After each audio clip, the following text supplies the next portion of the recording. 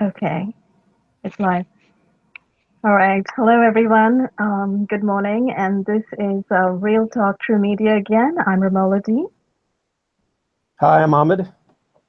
And we're here today again with Dr. Katherine Horton to talk once more about global financial systems, organized crime, and fabulous transformative solutions to change the realities of the world financial system currently that Dr. Horton has up her sleeve. And we're going to pick up this conversation from where we left off last time. We kind of left off at the point where we had talked a great deal about what the system is like in the world and how there is an underbelly of corruption and covert ops underlying the visible financial system that's connected with drug trafficking, child trafficking, human trafficking, all sorts of dark black ops, also connected to targeting and neurosurveillance and DMS surveillance of citizens worldwide. And, what the connections are there. And we also, so where Dr. Horton may want to start today is perhaps consider how the different City of London, the Vatican, Switzerland, Washington, D.C., all of these little centers of undercover ops are connected and what exactly they are achieving and accomplishing in this time period. And where we might be going from here. Are they always going to be at the top of the pyramid? And how can we bump them off the top of the pyramid? So at this point, I'll open the floor to Dr. Horton and welcome, Dr. Horton. Thank you so much for being with us, and do go ahead and take it away. Hello, thank you so much for having me on, and that's quite an ambitious task we set ourselves for today. So by the end of today, we have to come up with a plan of how to bump them off, the biggest crime cartel in the history of mankind. So here we go. I'm sure a lot of us would seriously love to see that happen. No, absolutely. And I think this is exactly the key to doing it. I think a lot of people would see that happen. I would want to see that happen, and they are itching for it to happen, because the truth is that this crime cartel has been with us for thousands of years. And I think last time we talked a lot about the big tapeworm at the heart of our economies and so on. And we pointed to this paper by the Swiss mathematician from ETH Zurich, for the first time in 2011, actually identified this cartel.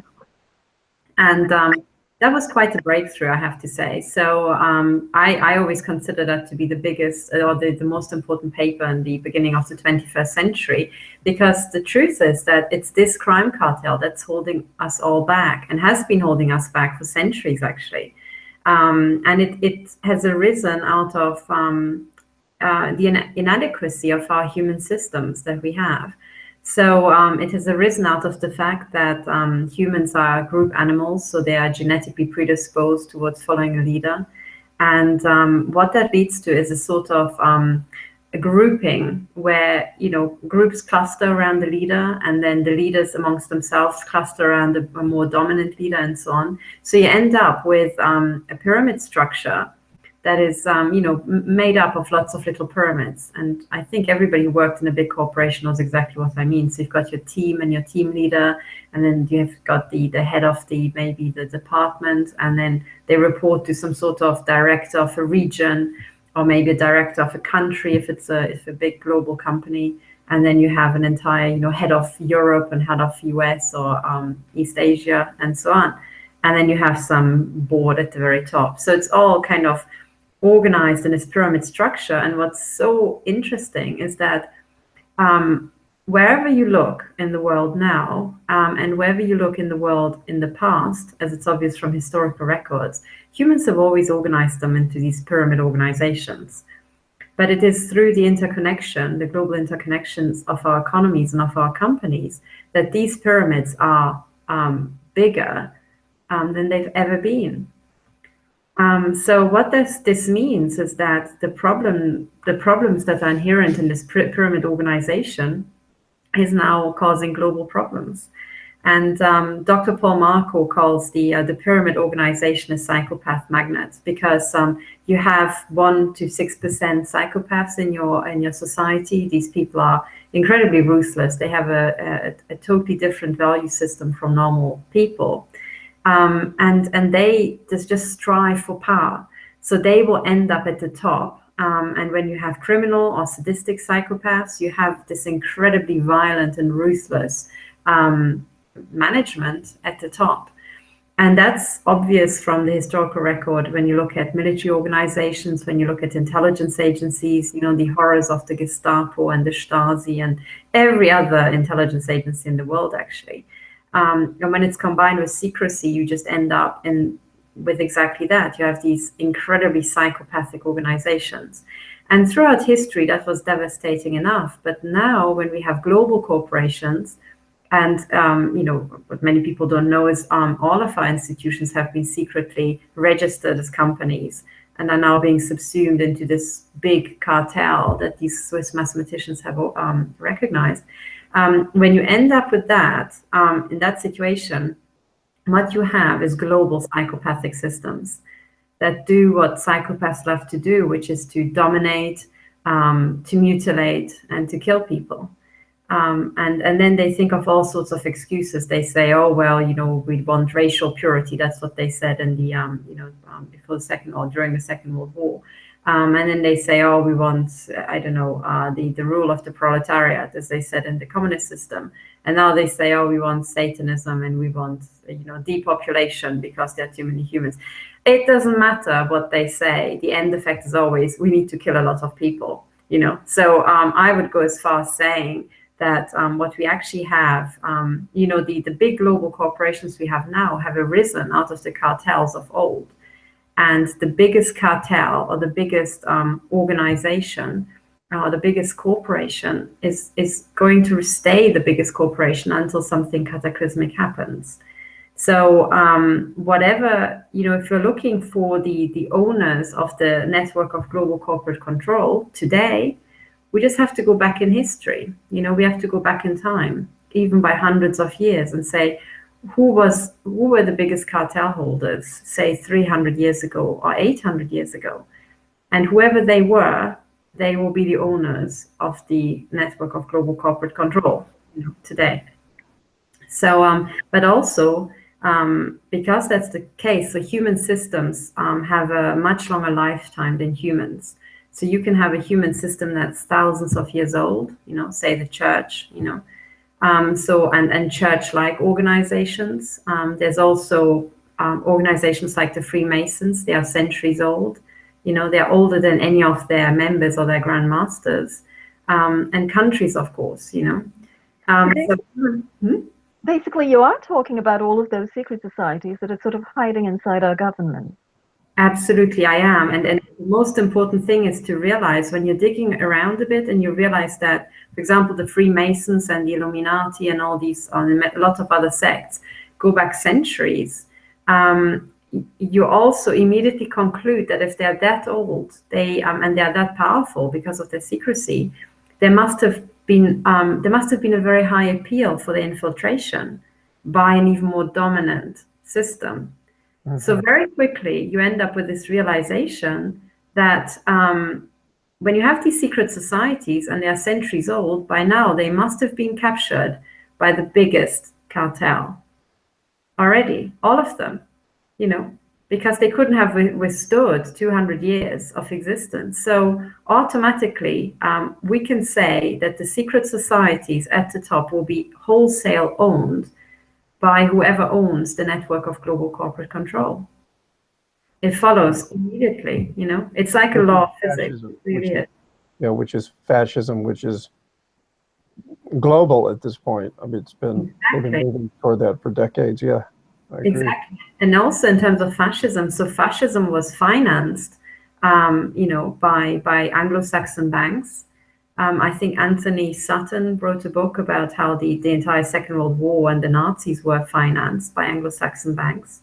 Then also there's, I'm not sure if there's a book about it yet, but I think it's also pretty clear that the entirety of communism was financed by the very same people. And, you know, Lenin, for example, was here in Zurich, and Mao was educated in Switzerland. That's not a coincidence. And Switzerland keeps cropping up. And of course, Switzerland is also the headquarters of the Bank of International Settlement, the BIS.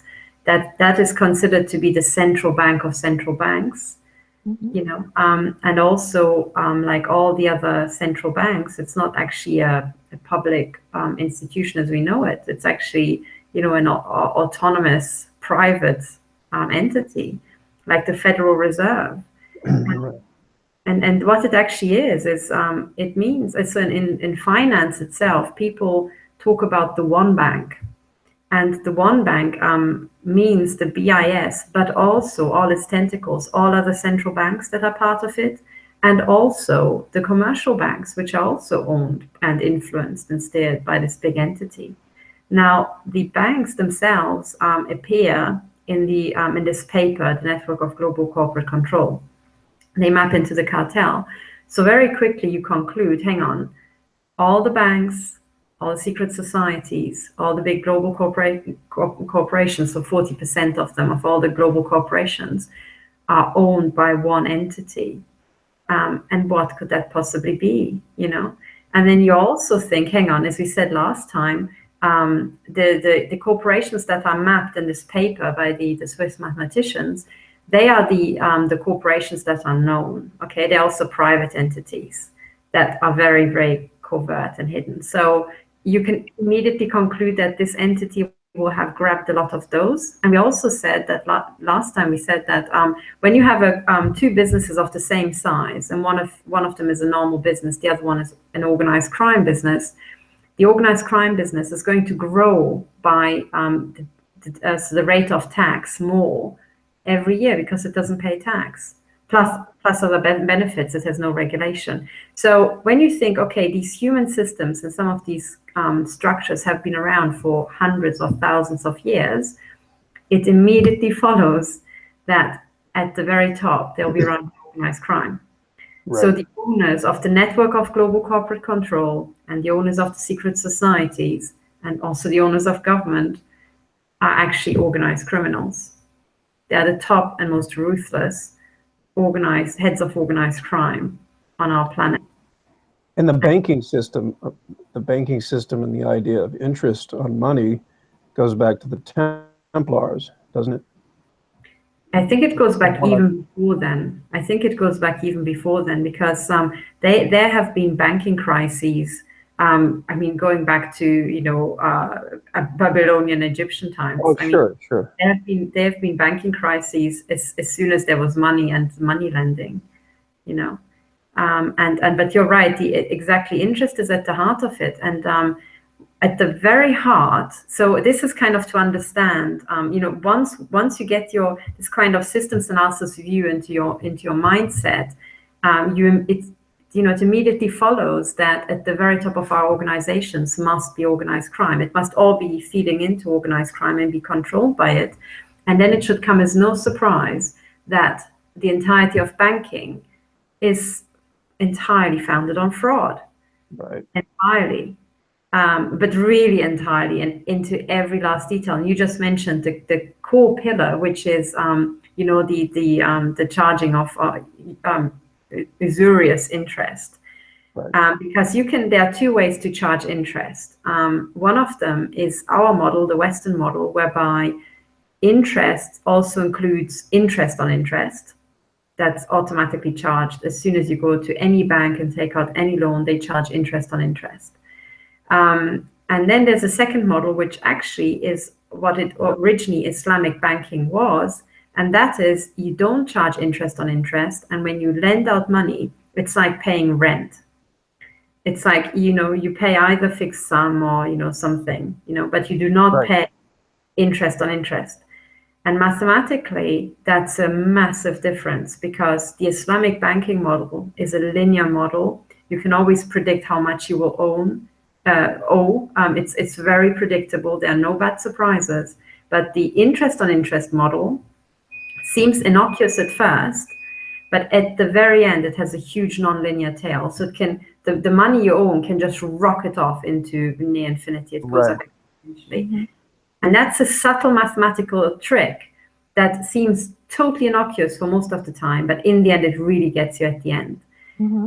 And it was through this introduction of interest on interest that the banking cartel really got an edge. Because now when we're talking about country debt, we're entirely in the realm where we are entirely dominated by the interest on interest portion. So that's what people mean when they say, you know, these countries are so indebted, all they do is service the debt every year. They never pay back the original sum. They just pay the interest on the interest. You know? And doesn't that also mean that there is no way you can actually pay back? Exactly. At any point in time, mathematically speaking. Yeah, which is the point, which is the ultimate point. And it plays into what you're saying, Catherine, in terms of, I lost my train of thought. So we're talking about the interest and how it's the move toward domination. So they're moving toward domination in the same way that you said if they don't pay taxes. So if they're off the radar in that way, they're all moves toward domination. They're always looking for that way to have a little bit of an edge. So over decades and then exactly centuries, it become absolutely can't. Exactly, and that's the trick. And this is why, because you know, they have this sort of edge over you. As soon as you sign a contract, you know, with interest on interest, it is a bit like, you know, a contract with the devil, because, you know, if you're not careful, your downfall is inbuilt in the mathematics. And that's exactly it. So your enslavement is inbuilt. So you have to be really clever, really lucky to get out of it. You know, if everything goes to plan, you're fine. But if there's the slightest hiccup and you get into arrears or delays, you know, they have you. It will become ever harder. And so many people don't spot it, don't spot the fraud. And that's because humans are not, we haven't evolved to understand mathematics. You know, we have a different way of understanding things. And when you put things into the language of mathematics, it's really designed for complex problems where if you just, you know, put it down in symbols, it really helps you to get your head around it. But when you put simple things into mathematics, it just obscures it. You know, it's just too much complication for simple matters. So it will be immediately obvious why interest on interest is a bad thing when I put it in simple terms. Yet when it's written down in mathematics or in the formulaic form that's in your loan contract, you will not be able to tell your head from your ankles, you know. And that's because that's also deliberate. They always want to make it as confusing as possible because they don't want people to catch on. That's always their MO. Mm-hmm. Yeah. Exactly. And that's where their nature is crime. So it's about defrauding, it's about racketeering, it's about deception, you know. And the key thing is, and this is what everybody should get their head around because it's so simple. When you are taking out a loan, okay, and you say, okay, we use the original Islamic banking model, which, by the way, it was put in place because these people have already fallen on their face with financial crises and interest on interest, because that wasn't invented yesterday, you know. I mean, you know, the Arabic world, mathematics was very advanced, and the Persian Empire had massive financial crises, you know. And eventually they put down two things. Number one is you're only allowed to settle trade in gold and silver. And second of all, this interest on interest nonsense, as far as I understand, is banned. And it will be punished by death. Right. For a very good reason, because when this sort of model spreads, everybody gets enslaved, and things will get horrible for everybody, you know. So this is why I find this current climate of, you know, they say, oh, it's anti-Islamic, and anything to do with the Islamic world is so bad. Well, frankly, that's the crime cartel rubbishing an ancient society that's already wisened up to their tricks, you know. And they had to use a newer civilization as in America that didn't have essentially that long a past, and they had to pull off the old tricks that they tried everywhere else in the world where people already wisened up to this stuff. This is another way of looking at it. And now it's like, you know, the young kids are going back to the wiser group, and they're saying, oh, well, you know, you're just all, you know, you've no idea, and you're just all backward. No, they're not backward. They have figured stuff out. And now this is the key. If you use the Islamic banking model as it was originally designed, you take a sum of money out, and you say, you know, the person who lent you this money says, okay, well, you have now my money, but for that, I don't need it now, but I want to have a little bit of profit. So I want you to pay rent on it. Okay, so you pay me every month a small, you know, payment that you can use my money. And for the time that you use my money, you pay me that rent. Totally predictable. It's like your flat, you know, it's going to cost the same thing. So you can predict how much you will owe in total. When you use interest on interest, so the interest, the base is the rent, you know, and that could be a fraction of the sum you loaned, you know, it doesn't matter. It will be the same sum, it will stay constant. And that will be the profit of the person. You know, it's like the money that he makes. When you pay interest on interest, you pay him money for the money he makes. So the more money he makes, the more you have to pay him. Right. If you put it like that, everybody would say, what sort of nonsense is that? You know, what? You're making money off me and then I should pay you for the money that I'm giving you? You know, what? But that's exactly what interest on interest is. And it's clear why it's going to lead to an absolute kill at the end. Because if you become, you know, you get into arrears, the profit of the person will grow bigger, right? And therefore, you will have to pay him more money on his profit. Yeah. Because you pay not just rent on the money that you lend, you pay rent on the money he makes off you. How is that in any shape or form justified? It's not. It's a trick. It's a criminal con. So interest on interest. That's why usury was banned by the church, because it's a criminal device. It's tricking people who don't understand mathematics. It's a very simple trick, you know, and this one is ancient. But, you know, I mean, when I put it like that, if you went up to, you know, your 12-year-old kid and you said, okay, you know, and you make him this deal and you say, okay, I'm going to give you my tennis racket and then, you know, you can use my tennis racket, but you have to pay me, you know, for every day that you use my tennis racket, you have to pay me $1 or, you know, $2. And then you have to pay me, you know, say, I don't know what, how many cents for the $1 that you've given me. Yeah. You're like, what am I paying that for?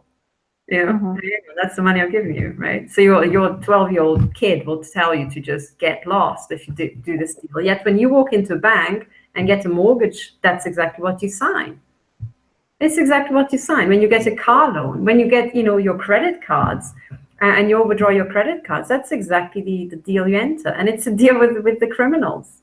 You have just made a contract with the mafia and they just had you big time, you know. And funnily enough, that's exactly what all the countries entered when they're talking about country debt. And now we're entirely in this sort of mafiosi band where we are paying them money for the money they're making. And you know, formula for enslavement.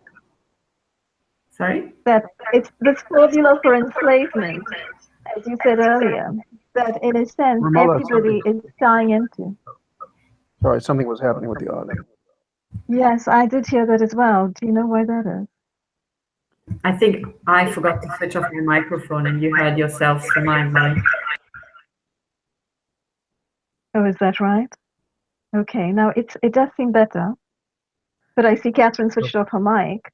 I didn't have much to say, Catherine, just to say that, you know, it's that formula for enslavement that's sort of underwritten into the mathematics of it that people are signing on to with all of these loans now currently in the Western world. I mean, I don't know where exactly the Islamic system of banking is still prevalent and still in use, because it seems like in the entire Western world, we're using this other system of banking where you pay interest on interest.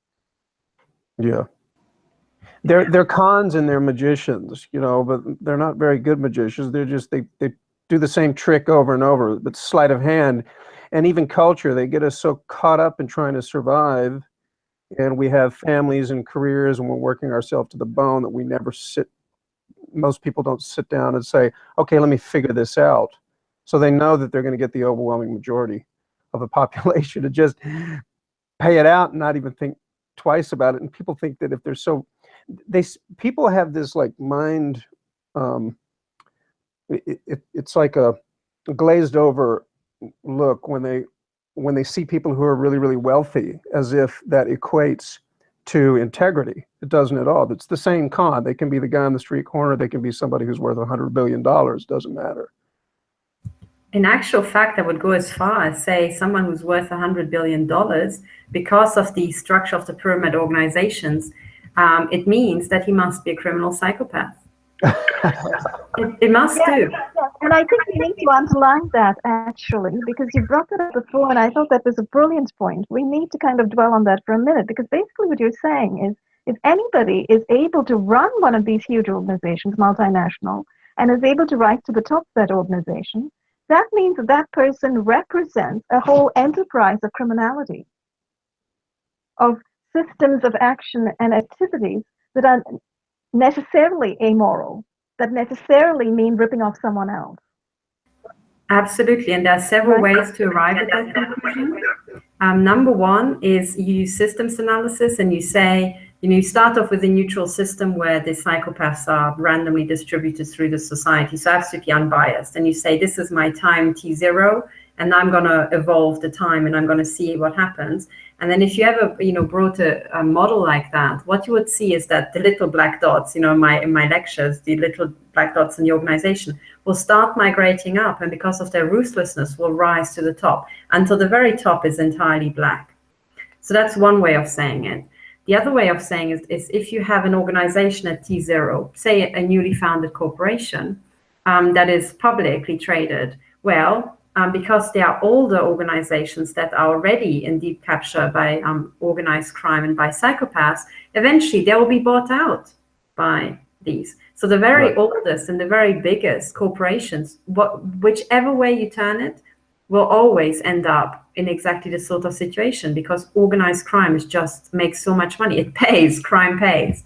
That's why. And then they will end up with all the money, then they can buy out everybody else, then they will get to the top. And there's also the effect that they would want to put their own children into the boards. They would want to pass on their wealth and their influence through their families, Mm-hmm.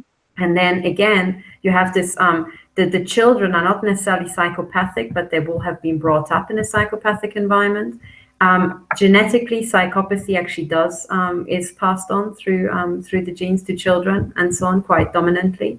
So, whichever way you turn it, you have this, it crystallizes out into the situation. And then there's another argument, which is using competition. And then you say, well, if you've got somebody who's genuinely not psychopathic, and then he's trying to climb to the top, he has to make it among psychopaths. So sooner or later, he has to emulate their ruthlessness to the point where he's just like them, Right. And that's where a lot of this child sacrifice actually comes in, because it is, the mutilation and murder of children is one of the, the sickest things that you can do, that intuitively in most normal people, and all normal people, I mean, that's the definition of normal, would be entirely not just objectionable. It would be so horrific. You would think you deserve death. So if you mutilate and execute a child in front of others, and you watch others doing it, you certify, and you watch it without batting an eyelid, you certify to everybody else that you're psychopathic. It's like a dominance display. It's like, street cred, whatever you want to call it. It's like a badge of honor, or your badge of belonging, And that's why they need it, because they have to weed out the normals, or rather the normals have to prove to these people that they're equally psychopathic. Which a fear-based person too, right? So there are a lot of people who try to look the other way when things like that happen, and they go into denial because they're afraid, because they are ambitious, and so they may have a little bit of that in them, but they know that, but they may not like it. They know that if they say anything, eventually they're going to lose their livelihoods, and maybe worse, they could be targeted, say, for instance, like us. So it's all fear-based. They're always promoting that, like along with blackmail and absolutely it is, and it is because that is their edge. That's their competitive edge. It's the fact that they can threaten, mutilate, and kill without feeling any sort of, I mean, to them it's like literally killing somebody. It must be like, for us to flush the loo. It's like you just get rid of the body, who cares, right? You just do it all the time when you're psychopath, and that's the reality. And this is why when people, for example, like Ronald Bernard, he's climbing the top, and eventually he hits this layer of psychopathy, where to them the murder and the reaffirmation, it's just like, people in the middle class would maybe have dinner parties, and people in these upper echelons, they'll have child sacrifice parties, just as entertaining for them. for them also just as mundane, because they are not getting, you know, riled up. But it's kind of like a bit of a, you know, just like dinner parties can be a bit about ego, you know, you show off your cooking skills or your flat or whatever, you know, your friends. To them, it's like, oh yeah, they show off a bit their psychopathy and their, you know, sexual sadism, you know, have a bit of fun. It's a bit of a laugh. Right. As sick as that sounds, that's the reality. And that's why there's such an industrial, I hate to say it, but it is a consumption of children. It is literally a consumption. And the day when I tweaked this, you know, analyzing systems, I was sick. I was physically sick for a week. You know, because you realize, oh dear, I mean, I now understand not just the brutality, the ruthlessness of it, I also understand the scale, okay? Because with 1 to 6% psychopaths in your society, you make some cuts and you say, okay, how many are really at the top? You realize, oh dear, we have very thick layers of utterly ruthless criminals who are consuming or murdering children in very high numbers. Mm-hmm. You know? And you know, the other part of that equation is also greed and need for control and power, which sort of underlines the whole edifice of Satanism and attempting to corral black powers from other dimensions, demonic forces, and other things behind that philosophy of Satanism. You know, it's that deadly desire for power that they're trying to hold on to. So they're willing to go to any length possible to hold that power, even to the extent of sacrificing children. And as you say, once they embark on that cycle, then, you know, it just becomes routine to them, and it just becomes the dinner party laugh to them. It becomes so much a part of who they are that it simply does not have the impact to them as it does to any of us looking at it, right? Yeah. That's exactly right. And if they're monarch programmed, if they're tortured and traumatized since birth, then the emotion and the empathy that they would naturally feel growing up and that they would naturally develop into is literally tortured out of them. So they're dissociating them from any kind of natural existence. And so when they see that or they take part in it, they're desensitized, turning them into psychopaths. Yes. So you're talking about the generational kind of psychopathy that is inbred amongst them by these principles of monarching and, you know, literally empty out these people from very young. Exactly. Yes. And that's why also, you know, the entire Monarch Programming and MK Ultra. I mean, you know, Ahmad, you mentioned that it's going back, you know, way back to Egyptian times, the torture and you know, the rape of children to bring them up to be the next ruling class. Exactly. And then also responsible parents, you know, in these elites would have to do that just so that their kids can compete with all the other psychopathic children. Right. You know, because if they didn't, they would be killed off. So it was, in a sense, a tool of survival, you know. And I think it's for the very first time in history that, thanks to the information flow we have now, this is wide open. I mean, these are the big secrets. You know, when people talk about secret societies, and a couple of times, you know, I talked to Intel whistleblowers, and you know, they are mortified to reveal the secrets, and you know, they just cannot. There's some high-level Freemasons, and depending on how high they are, you know, military intel or elsewhere, you know, or higher in banking, they can't bring themselves to reveal the secrets. But then when you're a systems analyst, you already know what they are. You can figure out what they are. It's going to be this, you know, and some along these lines. It will be also the fact that there's one step up from psychopathy and the murder of children, and that's necrophilia. That is the actual sexual arousal, you know, of just corpses. And you know, so there's some way to go, you know, beyond that. But that's what you expect. And the greatest secret is that the entirety of our so-called ruling classes, you know, elites is a too nice a word. You think of intellectual elite, you know? Yes, that's the absolute wrong word. It is, and it's a word they use. It's no, they're cartel holders. Deletes? Yes, I call them, the cartel holders, whereas, I don't usually say it, but for me, it's a cartel of degenerates. They're the leaders of the cartel of degenerates. They are the most degenerate people we have on planet Earth. The most criminal, the most ruthless, the most callous. They don't appear to have empathy. Exactly. And it's not just that they're criminals per se, because with criminals, it also includes people who just, blackmail and racketeer a bit. They are actual serial killers. They're the most prolific serial killers we have in our society. Oh, yeah. Oh, yes. I mean, they engage in genocide on a mass scale, right? Because they have access to the weapons of mass destruction, and they freely use them. And they call these wars. And they attempt to put over on us that they are using the laws of war, whereas in actuality they are engaging in blood sacrifices on massive scales and genocide on a massive scale.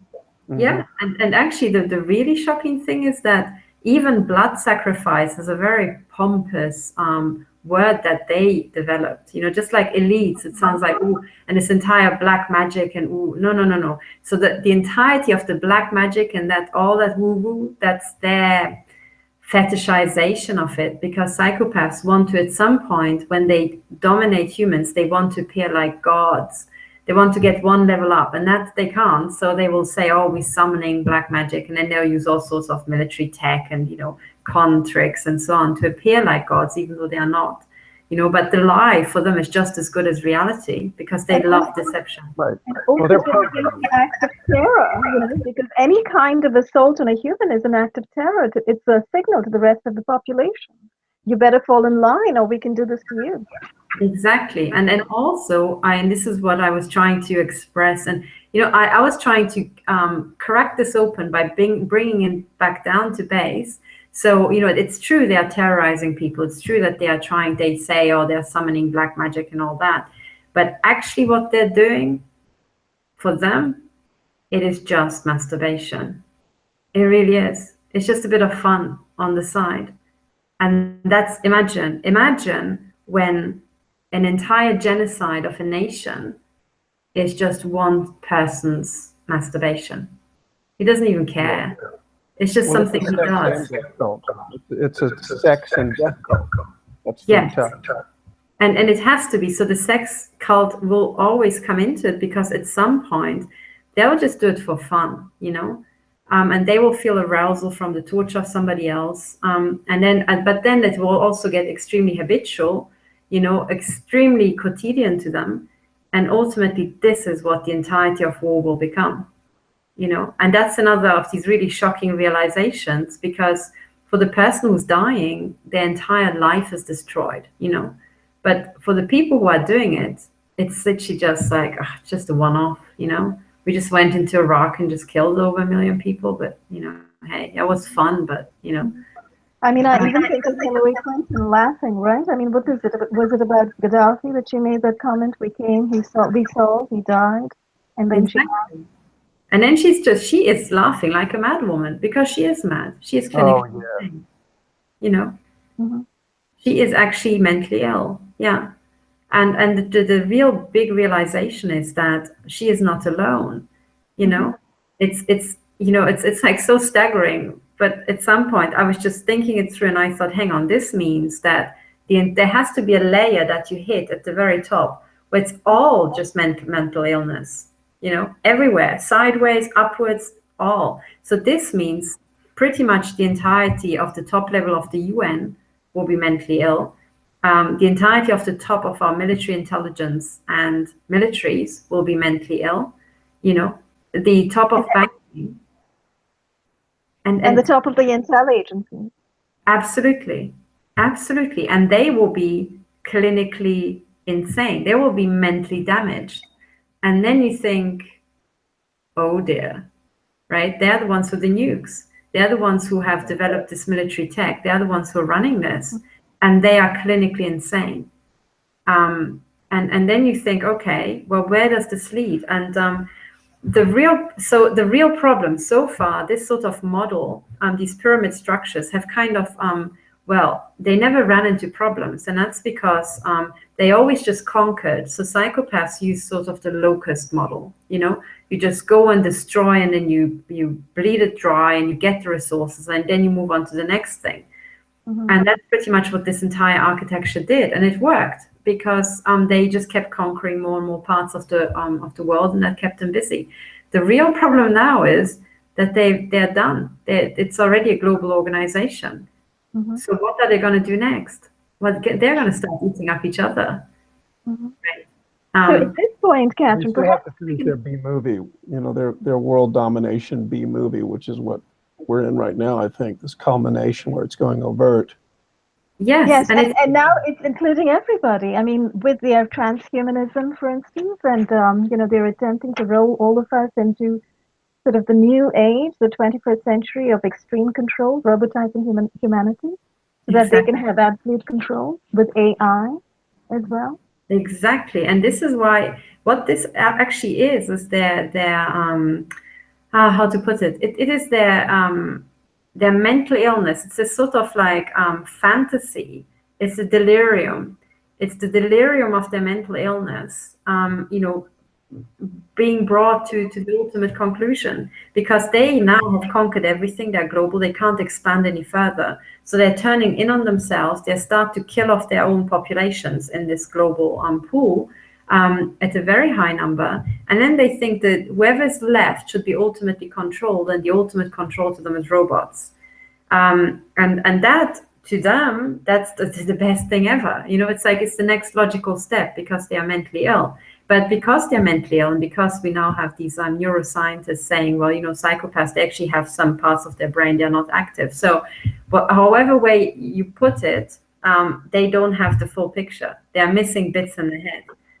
So they're missing robotic. I think maybe in a way they are robotic. If they're programmed from an early age, there is a robotic nature to what they do, which also is psychopathic, because there is no emotion involved. And if they're delta programmed or whatever programming, those at the very high levels. And I just thought about like how that they're kind of trying to build us in their own image, which is robotic. And that's why they want to take anybody out who can't be transhumanized and put robots in their place. Absolutely, because they also think that they're the best thing ever. That's also another artifact of their mental illness. Right. They really do, because also in their worldview, because it's like color blindness, or it's like being nose dead. I think it's if you don't have a sense of smell. I think that's an even better picture, because if you don't have a sense of smell and you go into a search system, you're fine. You can breathe, you can go through, and meanwhile you turn around and everybody else is on the floor being sick. And you think, what's wrong with you guys? I mean, look at you lot, you're pathetic. I mean, what's wrong with you? You just walk through. But they're missing something, that they're actually breathing in bacteria that in a high concentration will make them horrifically ill and kill them. And actually being sick and not being able to do certain things is a mechanism of survival.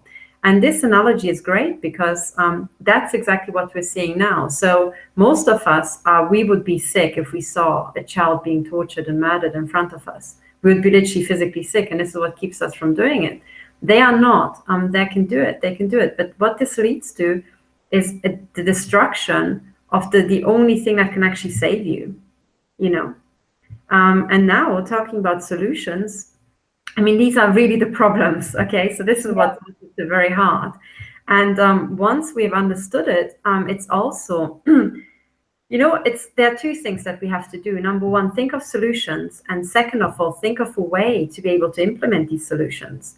Because it goes without saying that these guys will not be able to comprehend the solutions because they've got bits in their brain missing, and they won't let us. So this is a serious question. And then there's also systemic problems. And this is what Katherine Austin Fitts so brilliantly, mapped out. I mean, I never actually attended her talk where she really spells it out, but she said that she went to she was invited to give a talk to people who are what you would call, spiritually evolved, spiritually enlightened. So people of really, highly informed, very compassionate, very forward thinking. And she explain to them how organized crime and all this racketeering and all this financial fraud is actually underpinning absolutely everything in our society. because also pension funds by now and other things rely on the extra edge that they get from the interest on interest. Everything is built on this. So if you take it away, everything collapses, you know. So you would have to cycle everything at the same time. If we didn't have crime, we wouldn't be, or pensioners wouldn't be able to sustain themselves. You know, if we didn't have crime, then our economies couldn't work. That's the truth. Currently, the way we're set up. So if we take out crime, and also another thing, if we didn't have the drug trade, we couldn't afford pharmaceuticals, painkillers, for example, because, you know, opiates are actually in a lot of painkillers. And they rely on the fact that organized crime is so successful and is a fantastic supply chain. You know, no one ever thought about that. But the only reason pharmaceutical companies can offer the cheap prices that they do is because they run a side business that's highly profitable. We get kickbacks from the, you know, people buying drugs. Mm-hmm. So now the question is, okay, we all know roughly what needs to be done. You know, we need to cycle the banking system. We need to get rid of interest on interest forever. We need to put into place financial or regulatory mechanisms that are fail-safe. You know, I mean, first of all, I'm going to just sketch it out because each one of them has got big problems. You know, mm-hmm. For example, in Britain, something that happened that's also part of the controlled demolition of the UK is that after the financial crisis, when people were really poor, so-called payday lenders moved in. And the payday loan is one way where you just take out a small sum of money for just a few days to tie over until your next paycheck comes in. So we're literally talking £50, £100, £150 for maybe a week, just to be able to go shopping for your family. And payday lenders made these short-term loans, no credit check of the person whatsoever, nothing. You could get this sort of loan in 5 minutes, but the interest was sometimes 2,000%. All right, including interest on interest, of course, or sometimes even more than that, 5,000%, ludicrous amounts of money. No one understood. The people who were taking out these loans had no idea, you know. But if you get delayed by a month, you own several thousand. Boom. And if you got delayed by another month, you own more than you could ever imagine ever earning in your lifetime, because it's a nonlinear process. And there's this wonderful, you know, the BBC made a program where they, you know, they got one guy who was on Dragon's Den. Dragon's Den is like a TV show where, you know, entrepreneurs kind of assess business ideas. And one of these, you know, dragons, because I think his name is Theopathitis, he was, you know, interviewed, and he was shown one of these payday loan contracts. You know, he's a businessman, he deals with contracts all the time, and he's like, okay, you know, let's just have a look at this contract. And he goes through, flicks it through, he's an expert, you know, he knows the legal stuff, and you can see he's like, okay. And then you can see him freeze, and his eyes just boggle when he sees this interest rate. And he's like, what is this? You know, is this a spell? He's like, is this a misprint? Because I'm reading like 5,000 here. Is this meant to be 5% interest? It's like, no, sir, it's 5,000. And he has got this little, you know, mnemonic, how he remembers, you know, what an interest rate means. So how much is he going to pay and how much, you know, cost does he incur? And he's looking at this and he tries to calculate it in his head. And he realized that the little shortcut, mathematical shortcut he has doesn't hold. And he's like, I don't even know what that means. You know, in other words, I don't even know how screwed I am. Yet, someone who's an absolutely experienced entrepreneur who just couldn't figure out what that means, that sort of contract was sold to people who barely had school leaving certificates, people who could barely write their name. And that was legal in the UK. And the entire payday loan industry caused, I mean, so many suicides. You know, it devastated families, and the UK regulators just watched them and then they dragged their feet, you know. But what this was is organized crime. Yes, and not only that, it was organized crime that was permitted to exist by the whole regulation industry. Exactly. Exactly. And I think, was it last time that I mentioned this quote by the Queen, so this is really obvious for us to understand, because we all know that, interest of 5,000% is ludicrous. But for these people, it didn't mean anything. They had no idea. It sounded like any other number that you would quote. And they thought, oh, because it's in a contract and it's kind of like a business, hasn't been shut down by, the Metropolitan Police, it must be okay. But it wasn't. It was an organized crime outfit. And yet, even though it's obvious for us in that case, when the Queen opened this Department for Economics in London, and she said, how come no one saw this coming? The room went silent and no one had an answer. And the only answer is, well, Your Majesty, no, some people did see it coming, but they don't work in academia. The people who work here haven't got a clue. And the truth is, your entire country is being run by organized crime.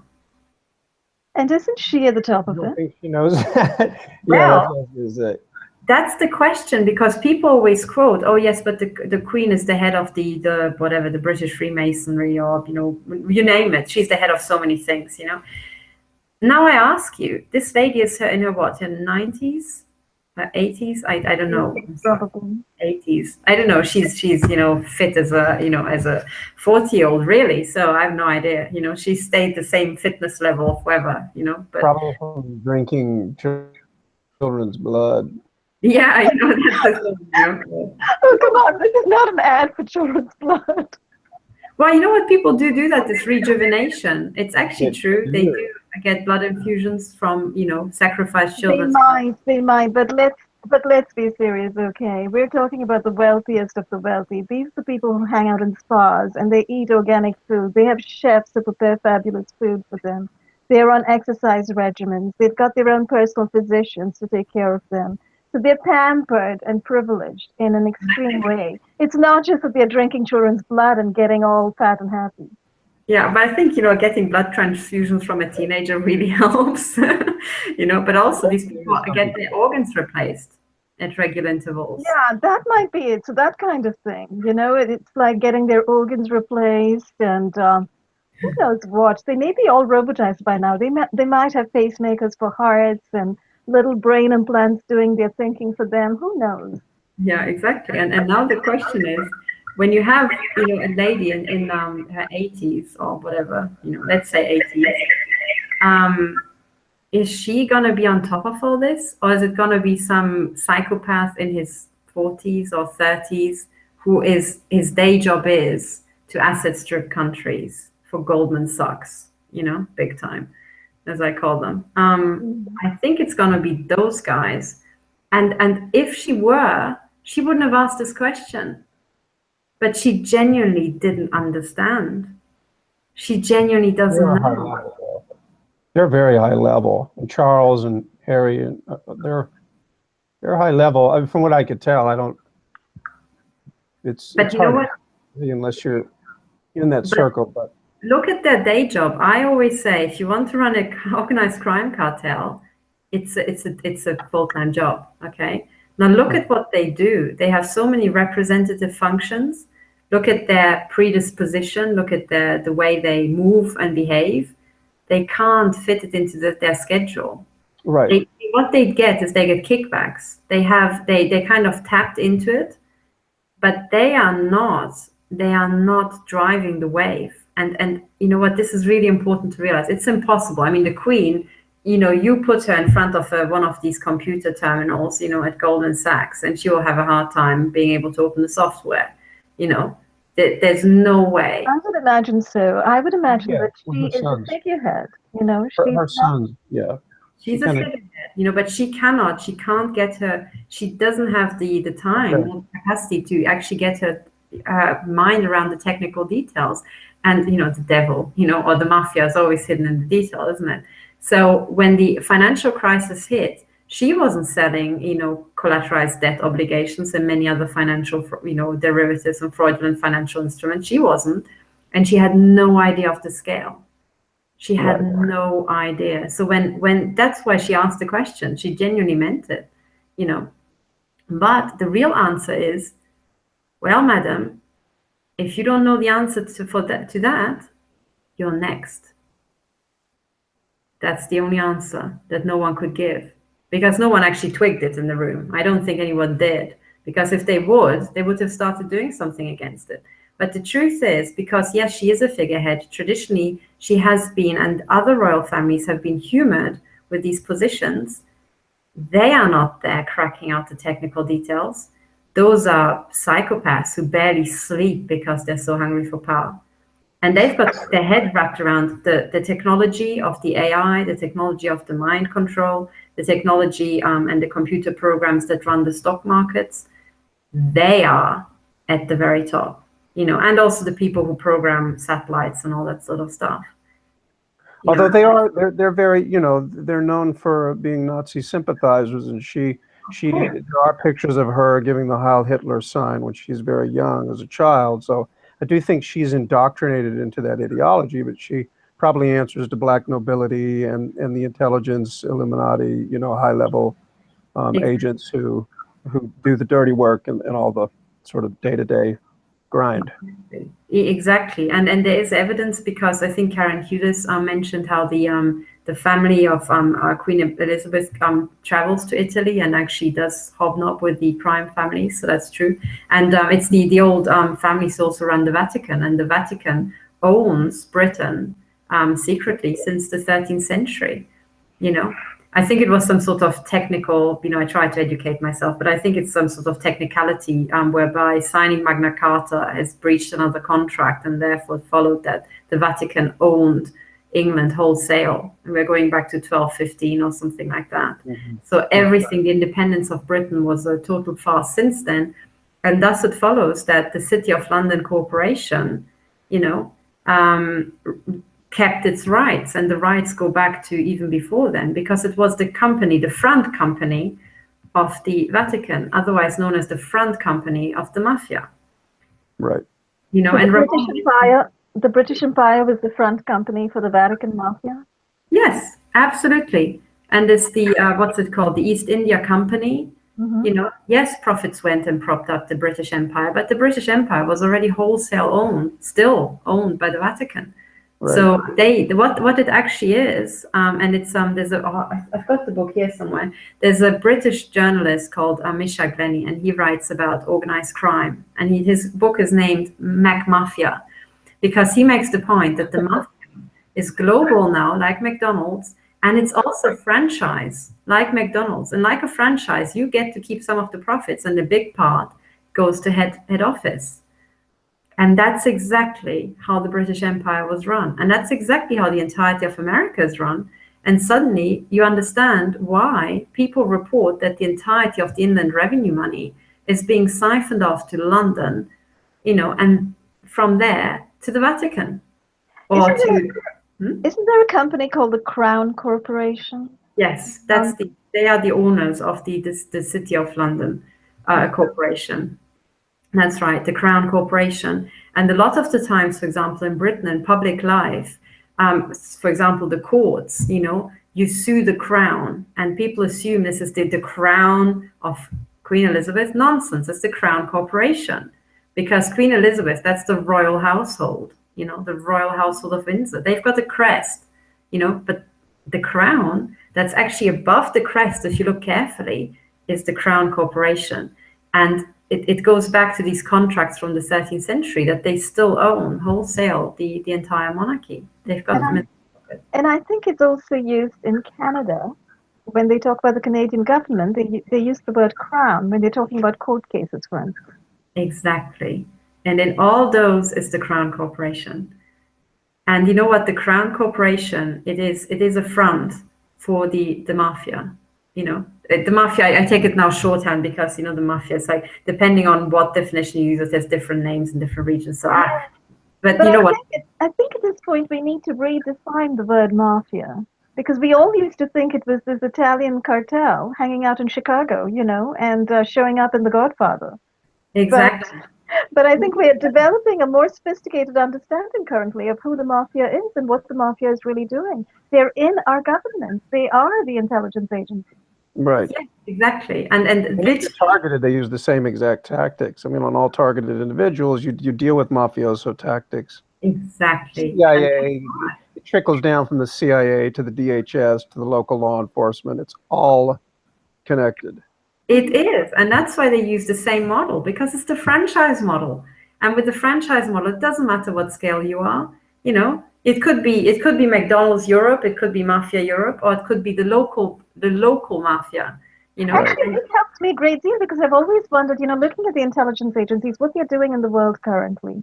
They are not fighting terror. They're establishing terrorism everywhere around the world. They're running false flag ops. They're targeting people, and they're destroying people with covert radiation weaponry and constant surveillance and so forth. What is the right word for such agencies that are not protecting our countries and not protecting our governments and not protecting the people, but in fact are running terror ops on the people? And perhaps the right word is a very simple word. It's just the mafia.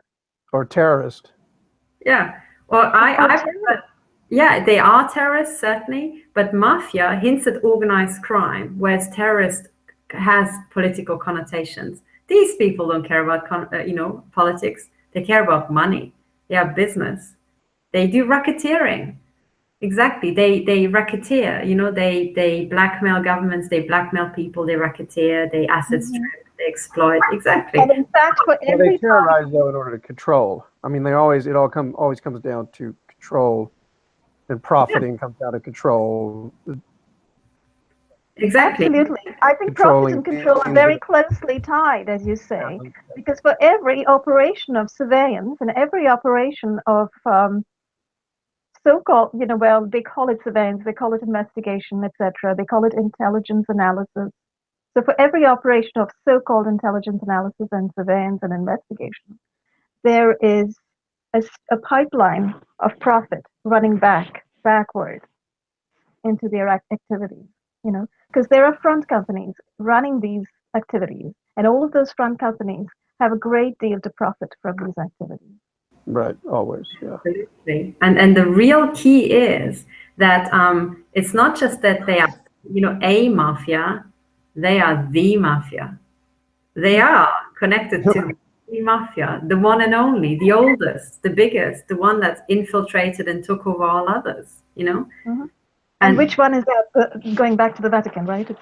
It's the Italian mafia, exactly. Italian mafia. What? And when you realize that, you suddenly think, oh my goodness, because, for example, when you go back to those East Coast gangsters, a lot of them had Italian names, didn't they? And that's because the mafia sent over their lads to take over the new business, to make sure that profits really did come home back to head office. But what about the Khazarian mafia and the Zionists and all of that? Because I think that's connected. I think that Khazarian mafia and the sort of fake Jews or whatever you want to define them as related to the Jesuits, and it all has this sort of webbed. That's a great question. Also, the connection, I think, with the money lending, the ancient practice of the Jewish money lending. Absolutely. Now, the thing is, one of the things that you have to look at is age and dominance. Okay. So when you're analyzing this, I'm just analyzing it in terms of systems, because you know what, they are very, very also there's a difference between Jewish and Zionist. So at the very, very top of this, the truth is people don't give two hoots about religion, or race for that matter. They don't even have, there's this sort of misconception that these people are somehow, they are into eugenics, but they want to have a eugenics program for everybody who isn't them.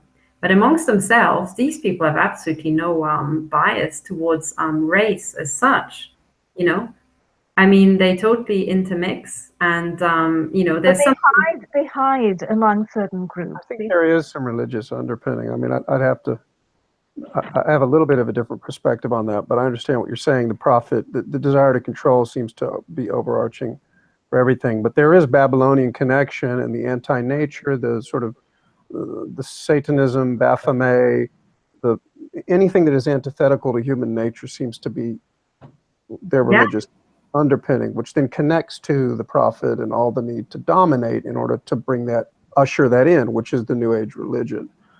That's right. But they're totally. But the way I understand it, this entire Satanism, what this is, I think of it as corporate branding.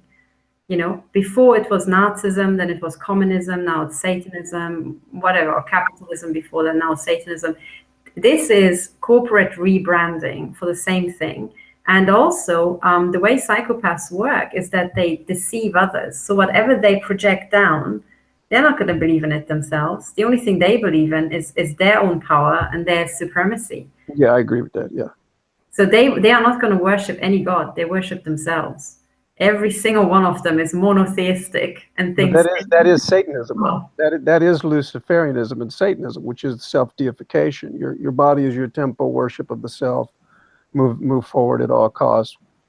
Yeah, but I think that higher levels.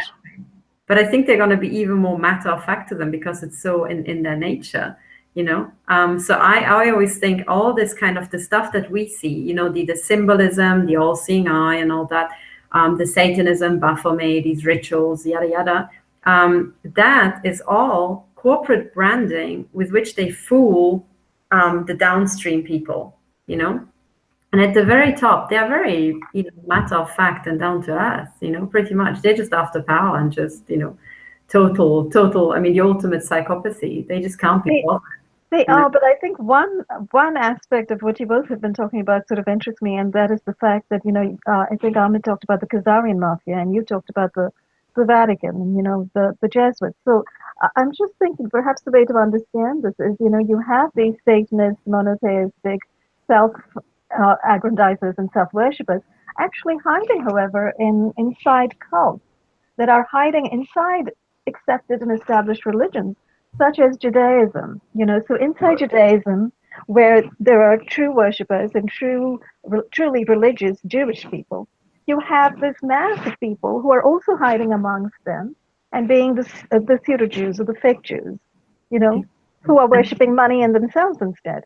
And similarly with the Vatican, you have, you know, supposedly you have a pope and a bunch of cardinals who are praying to God all the time and bringing God's word to the whole world. And yet, what are they doing? You know, we know now what the people in the Vatican are doing. There's a whole bunch of sadism, pedophilia, child trafficking associated with the Vatican.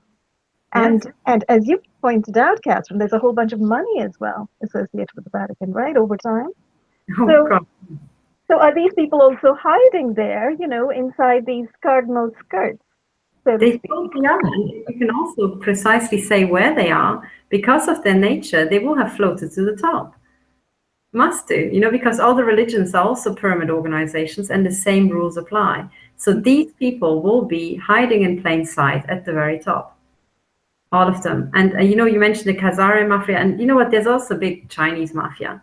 There's a big Japanese mafia. And then you think, okay, in the mafia world, in the organized crime cartel world, there's no regulation. So there will not be a regulator saying, oh, you've got a monopoly position, so give some of that up now. No, it's just the survival of the biggest. And when you want to figure out who by now is dominant, you just think, well, who was the biggest? And then is there any indication of one taking over the other? And for example, the Chinese mafia is huge. But then again, China's leader was sent to them by Switzerland. So how did that happen? And that devastated everything. So the entire communist leadership, to me, looks like a puppet regime entirely controlled by the older money here. Yeah. So now I think what we're seeing is mafias below this dominant mafia trying to get back ground, you know, and that's where the infighting will come from. But I think as of today, right now, I think still the status quo is that the Chinese mafia, it might come to a shock to a lot of Chinese mafiosis, but they are wholesale owned, pretty much as far as I can tell, still by the old Italian mafia. I am pretty sure. And there are several indications for that. You know, number one is, you know, the World Bank, it actively moved to China. I think what's happening is that, you know, they are now seeing that the Chinese mafia is going to outdo the old Western mafias because they are creating more money because there's more, you know, in the industries there than here. And that's also another reason why I think this entire crime cartel is relocating from Switzerland as its hub and base to the Himalayas, to be closer to China. It's bigger, it's better, it's, you know, more mountainy, more, you know, inaccessible, more of everything, really. Interesting. Catherine, I'm just looking. I'm sorry, I didn't mean to interrupt, but I was just looking at the time, and I just wanted to make a comment that, you know, we're a little past the hour at this point. So if you want, we can go on for another 15 to 20 minutes and maybe focus on solutions. But I'm sorry, Ahmed, I cut right into what you were saying. Oh, no problem. I was just going to say, when I look at the Middle East, I mean, I do think that there are reasons that have a little bit more to do with, well, it's a biblical end times narrative. Like you have, because they're destabilizing the Middle East on one level to generate profit and to dominate. And I do think that they want, I do think that there is a sincere goal to make Jerusalem the new center of the world. So there is something that goes, that plays into ideology. And it does seem to appeal to this template of the Bible and the end times narrative. You know, people who believe in very strong devout Christians would say that that's real. I tend to look at it a little bit more like world stage manufacturing that they control. But what do you think about that? Like, do you see it as just, or I think it's to dominate? I think that entire region, I mean, you know, the entirety of Israel was called the personal fiefdom of the Rothschilds. It was called, you know, that because after the Second World War, it was given to them. And then there's this letter, you know, I forgot what it's called, Balfour Declaration or something, where, you know, you have the monarch writing to the Rothschilds or Baron Rothschild saying, you know, here, there you go, I congratulate you, here's your, you know, plan. That's their land, you know. It was like, it was basically the monarch saying, here, go have it, you know, that's your fiefdom that you wanted. It is a fiefdom, but as such, it is, I mean, strategically, it's a great place, but at the same time, it is just one place in a global environment, and it is just too small. And it is just so darn exposed. It's not going to be a hub, you know.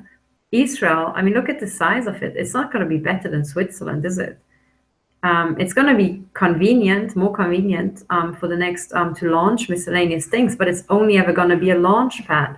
It's going to be it's almost like a military base, you know, but it's not going to be the military base, the headquarters. It's just not going to be because it's utterly undefendable. You can wipe it out in an afternoon, the entirety of Israel. But the United States, I would argue, is their military arm. Yes, but then it's too far away, you know.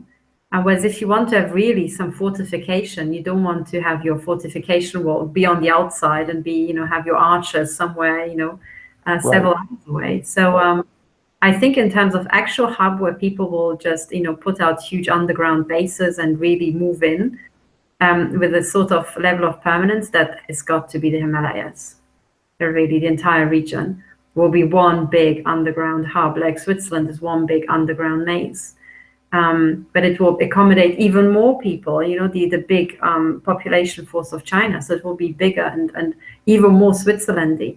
But now in terms of solutions, and when one has understood all this, this is why the solutions have to be extremely subtle, because why do we need solutions? That's the first question. And the reason why is because this entire operation, let's call it, is being run by mentally ill people. They're clinically insane. They've got bits missing in their head. They really do, to the best of science knowledge. They don't see certain things. And they also tend to megalomania and other, you know, mind limiting sort of, traits. And what is the real limitation? The real limitation is that they are now global. Whatever they do will be implemented globally, and they are now implementing stuff that's irreversible and is highly nonlinear. So, for example, the entirety of finance that they set up is nonlinear, but they control it with computers. You know, with computers, if you change your mind, you can just type in a different number. You can reset the whole system.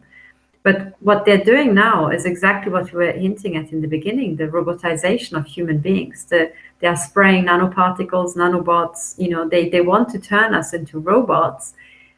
which looks like a really good idea to them, but that's because they are brain limited, and they, as humans, do not have the capacity to fully comprehend the complexity of the human systems. So what I mean by that is the following, very simple point. Each global corporation has a supply chain of thousands and thousands of companies, absolutely thousands.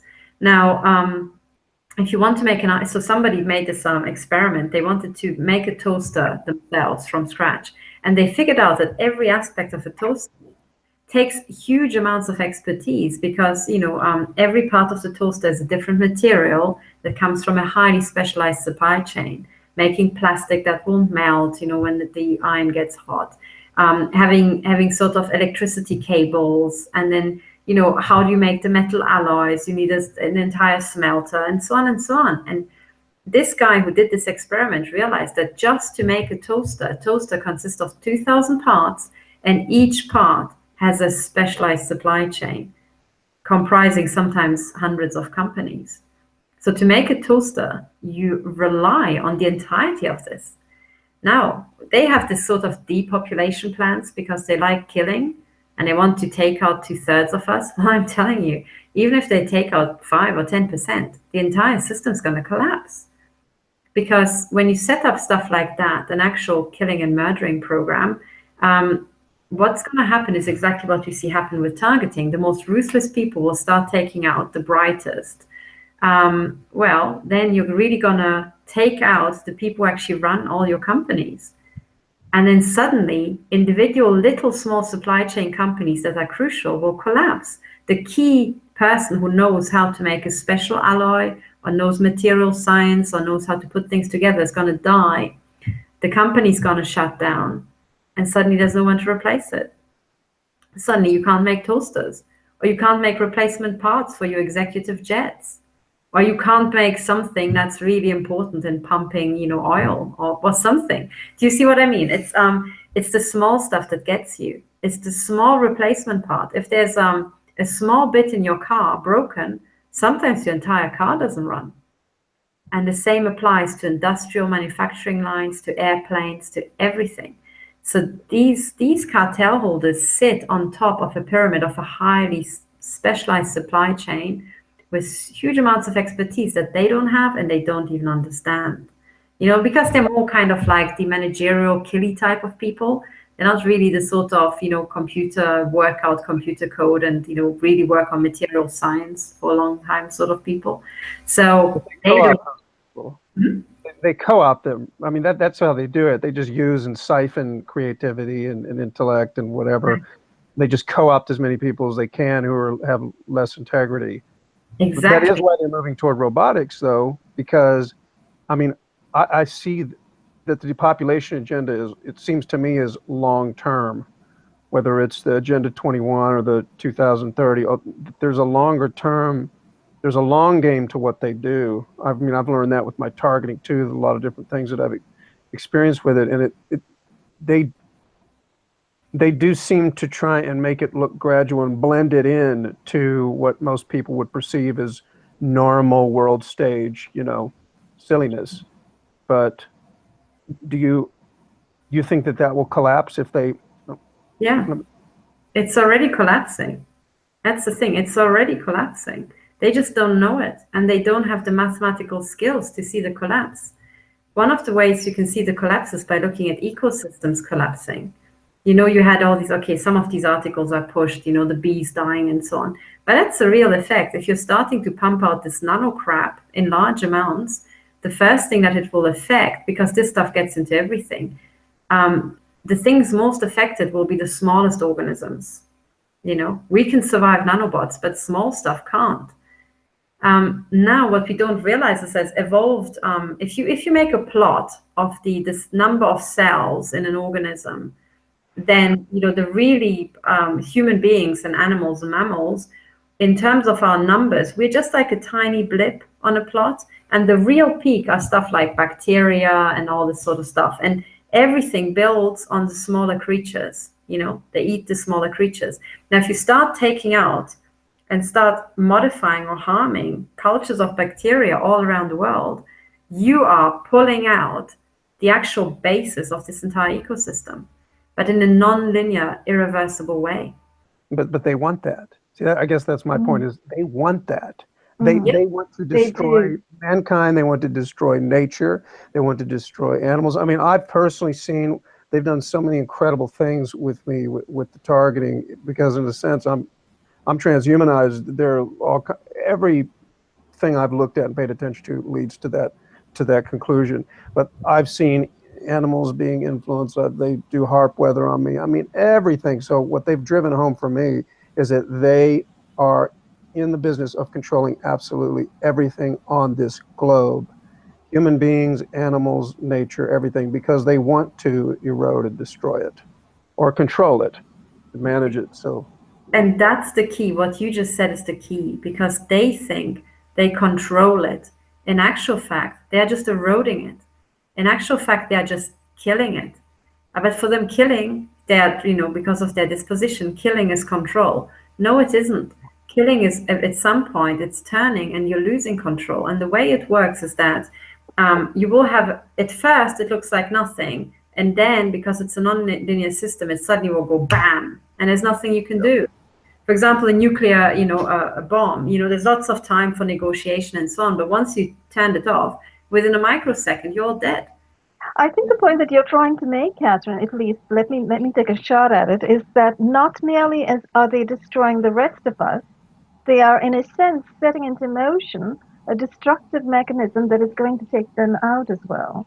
Absolutely. And it's going to take them out even before we die in large numbers. And that's what they don't understand. So the way this is going to unfold, right, is when you start doing the sort of stuff that they do, which is the sort of, somebody called it terraforming, spraying nanobots and ideally self-replicating and blah, blah, blah, blah, blah, and just poisoning absolutely everything. You start killing off the base, even if you're just thinking about bacteria or something, or plankton, in the seas. But you don't realize how the entire ecosystem and the entire eco-balance is based on the biggest layer, which is the smallest layer at the top. So then suddenly you will have, when you start doing that, you will have sudden crashes. So suddenly, non-linearities. You have suddenly some sort of bug that develops because, some disease that usually would wipe it out isn't there because the bacteria have died off. That suddenly starts eating your crops, your harvests fail.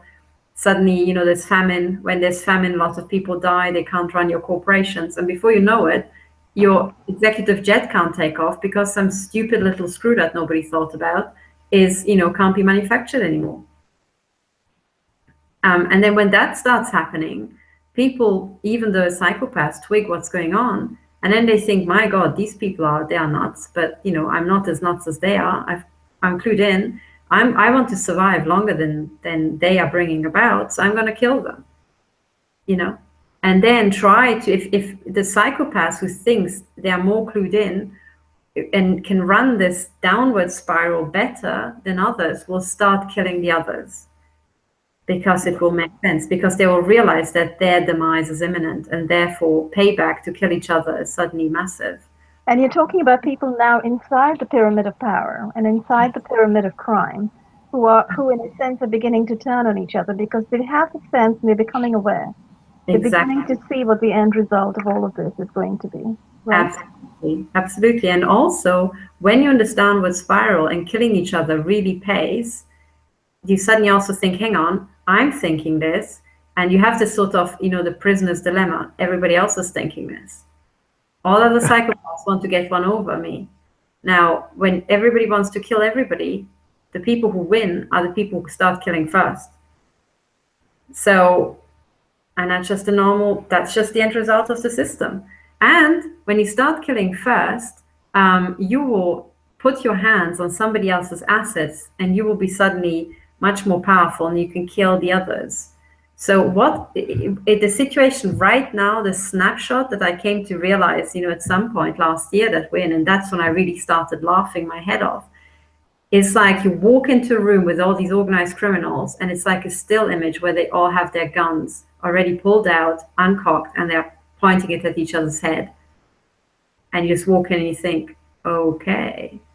And all it takes is literally for a pin to drop, and they'll start pulling the trigger. If they panic, they'll pull the trigger on each other.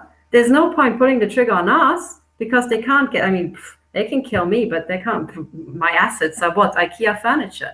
No, you want to kill Mr. Big, right?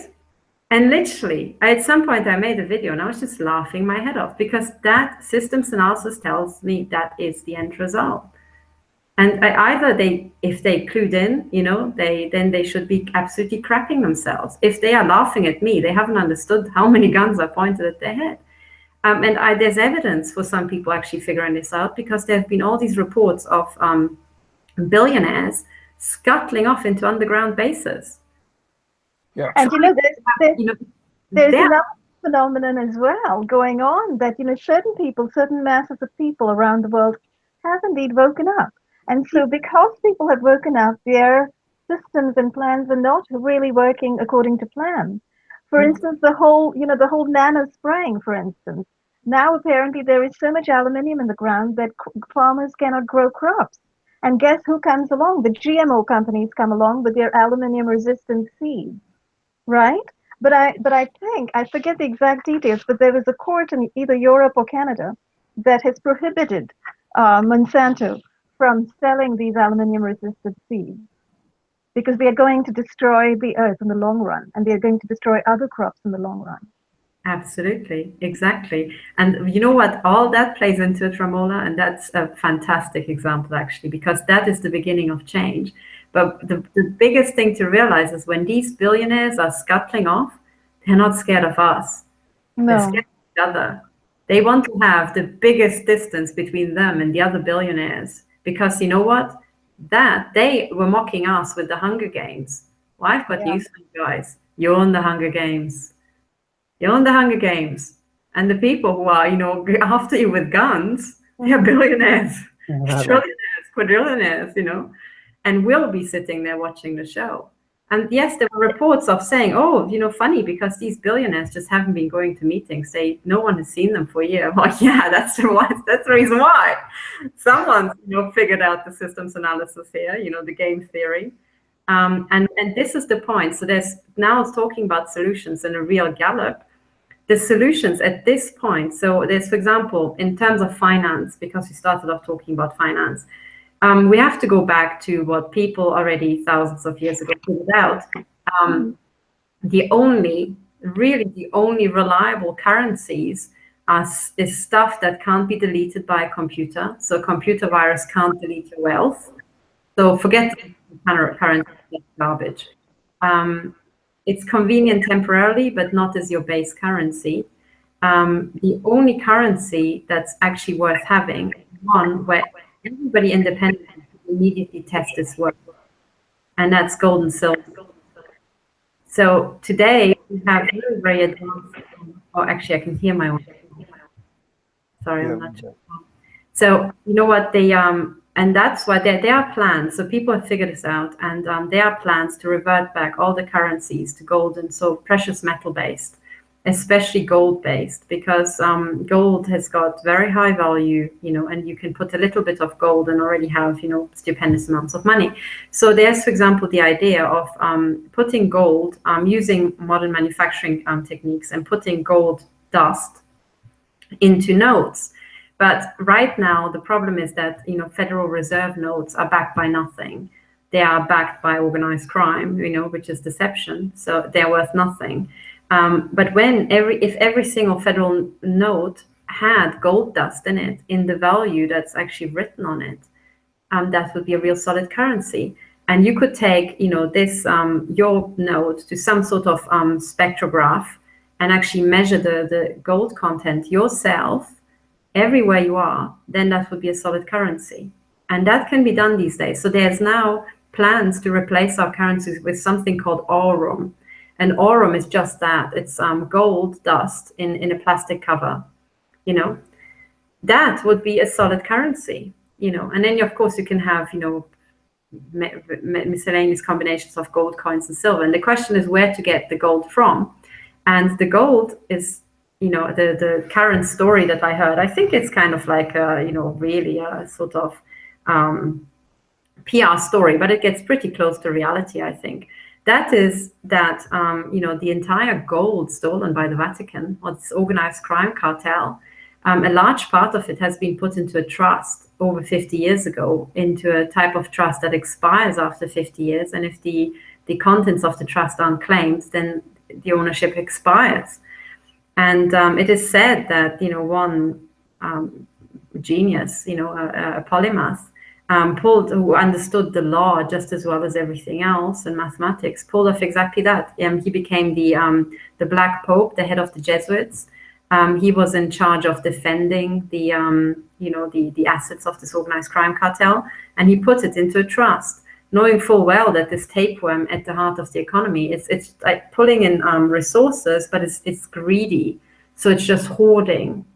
So it will try to steal even more, but it will forget about the stuff that it stole. So after 50 years, in other words, this little tapeworm is crapping gold, and if you just collect the droppings and put them somewhere, it's not going to care. And after 50 years, you will have the assets.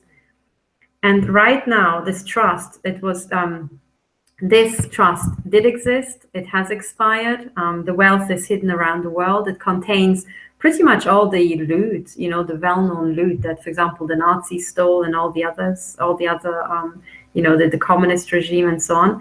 And it has expired, and it's now entirely, it went over into the ownership of humanity because no one owns it. It's now being maintained by the World Bank under, it's called the Global Debt Facility. And it certainly has enough gold to replace all the currencies in the world.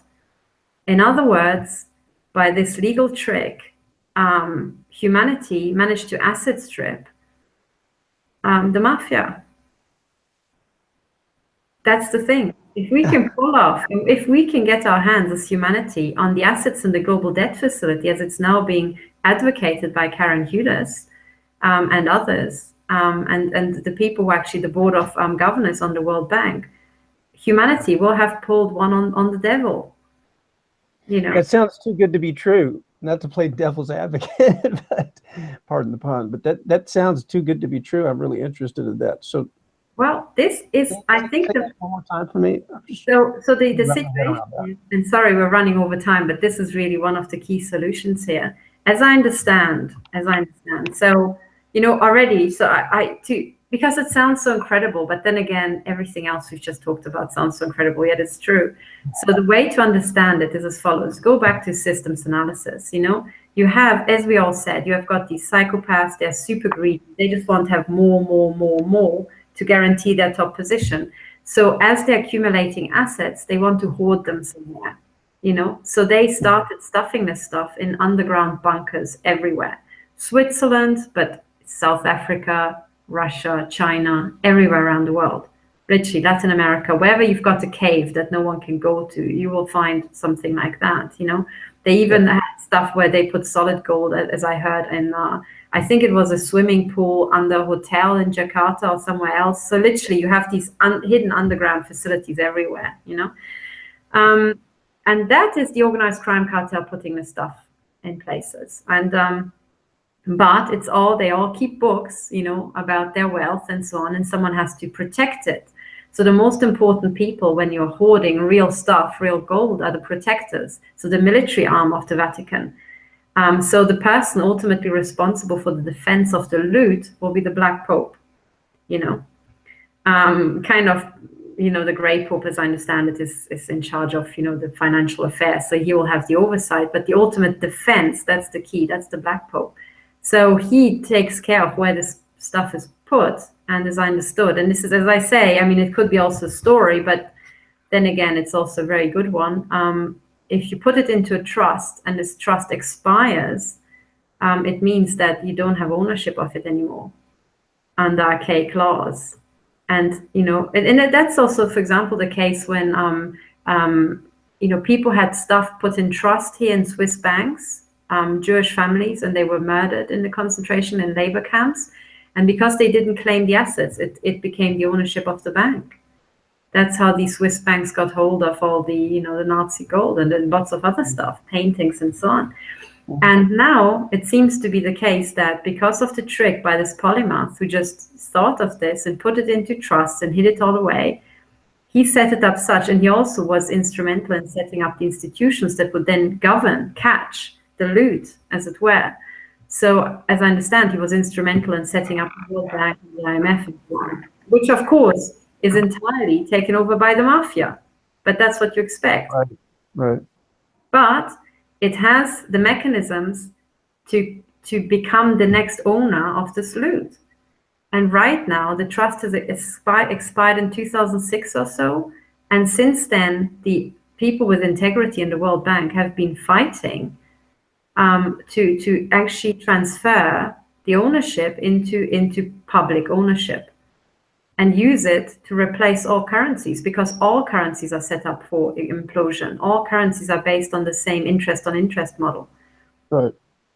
So the situation is, and if you want to know the details and actually see the documents, the documents signed by Eisenhower and Reagan and Kennedy and all that, you really have to follow Karen Hudes and actually look at the documents that she has, because she has all the documents. She's also, as I understand, she is voting the shares of the US in the global debt facility, which is the biggest share of them all. And this woman is, I think, one of the most important people on the planet right now. How do you spell her last name?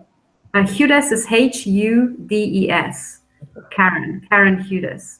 She's a lawyer. She was the general counsel of the World Bank. She also is a targeted individual, and she was attacked brutally in, I think, August of 2016, if I remember correctly, which left her with stroke-like symptoms. But it wasn't a stroke. And simultaneously, two people who were helping her also had, on the same day, a stroke. You know, I mean, they were hit by Hughes. But she recovered, and she is a total bulldog defending the wealth for humanity. And the idea is really because if you want to replace these imploding currencies, you have to replace it with something solid. And Bitcoin is not going to be it. And you see that this effort is currently underway. It is. But what is the connection with this effort, and what's going on the quote-unquote world stage that we see reported about in mainstream media, you know, which we know is the propaganda Nazis Exactly. for the globalists? Because they recently had their G20 in Hamburg, for instance. Yes. You know, the leaders of the so-called free world. I mean, the word free world really gives me a headache these days. The world is no longer free. We've been so fascistized. Yeah. You know, it also gives me a headache, but I think that's from the views that I'm being hit with in my free world here in Zurich. Yeah. Yeah, so you know exactly what I mean. So these so-called leaders, these so-called I'm really sorry you're being hit with views, by the way. They really should not be doing that to you or to any of us, you know. Because here we are talking world affairs, and I think that our conversation is vastly interesting. And I'm sure some of the mafia whom we just identified are indeed listening to us. Yeah. I mean, that's why I think we had such good reception, because they hated, you know, the crackling in the lines. So they gave us, you know. That's right, exactly. They do want to hear us, I'm sure. So, you know, going back to Hamburg, and you have the figureheads from the 20 countries of the world who are deciding who to bomb next. What exactly are they doing? So that's the thing, what we're seeing live, and it's super interesting, actually. I mean, that's the Chinese curse, you know, may you live in interesting times. We are living in interesting times. And what you see is a total patchwork of reality and total theater with no base in reality altogether. And it's hard to tell what's real and what isn't. One of the things that Karen Hudes revealed, for example, is that you know Christine Lagarde. Christine Lagarde, she has got a video press conference where she goes on about the magical number 7 and, you know, all this that shocked absolutely every sane person. So she is what Karen Hudes calls, I think it's a very good term, she's an agent of the network of global corporate control, which is a polite way of saying she's an agent of the mafia. Now, this agent of the mafia was sacked by the IMF, yet she gets paraded by the propaganda arm of the mafia, as in the press, we know, as still being in office. She hasn't been. She's been sacked long ago, but she is going along to staged meetings. How come? You know?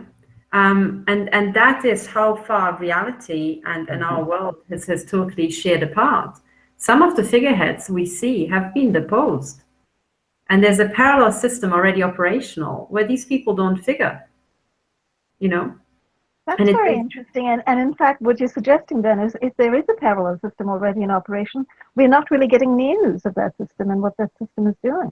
We're not, because partially it is an underground thing, and some partially it's literally underground, but partially it is you know, hidden. There is already contingency plans put into action. There's already preparations, but then again, also the mafia itself. I mean, it wants to save its own skin as well. So it itself is working towards a parallel system, and that's why it moved. For example, there's something called the oh God, it's the AIIB. So it's the Asian Infrastructure Bank, but I don't know what the second I stands for. I forgot. I think it's D, isn't it? It's the Infrastructural Development Bank. Yes, or something, exactly. So it's one of the, but it's this big, what it is, it's a huge banking conglomerate. It's a huge trade, you know, block with financial banking, you know, backup. But it is basing the settlement of trade on gold and silver. So you settle trade on the real currency, the one real currency we have globally. And gold is very convenient because gold doesn't have industrial uses like silver has. So silver is important in a lot of the manufacturing, especially when you're talking electromagnetics and you manufacture miscellaneous things. But gold doesn't have these uses. Gold it's just gold. It's wonderful for currency because it's valued as a currency, but it has no industrial use as such in a significant amount. That's why gold is perfect, you know, and it's universally recognized and always has been for thousands of years, you know. So in terms of human history, our paper currencies are but a blip, you know. They're literally a round of Monopoly someone decided to play on a Saturday afternoon, and you know, we're going to go back to gold. And already, as I understand, already China and Russia, they settle trade in gold. So there's your parallel system that's already operational. We don't hear about it because Russia is being demonized. Mm-hmm. It's nonsense. They are already working on the solutions, and they're further ahead than we are, you know. So Russia is in a better shape than we are in the West. That's the truth.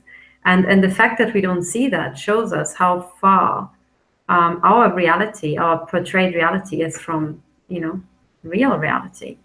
Also, maybe you heard that, I hope this is true, I hope this is not fake news, that also in Russia they banned GMOs. And Putin said that this entire nanobot, or, you know, nanotechnology, he didn't say nanobot, but nanotechnology is the biggest threat to humanity. Oh, yeah, hell yes. And he in Russia always had absolutely excellent, amazing mathematicians. And they, you know, really, in science, the mathematicians, theoretical physicists from Russia were always amazing because, you know, thinking is for free. So during communist times, everybody focused on thinking and they got very good at it. Meanwhile, you know, look at the West. So they figured this out a long time, you know. And frankly, well, and you know, as you know, in the U.S., they're not really honoring their thinkers or their mathematicians.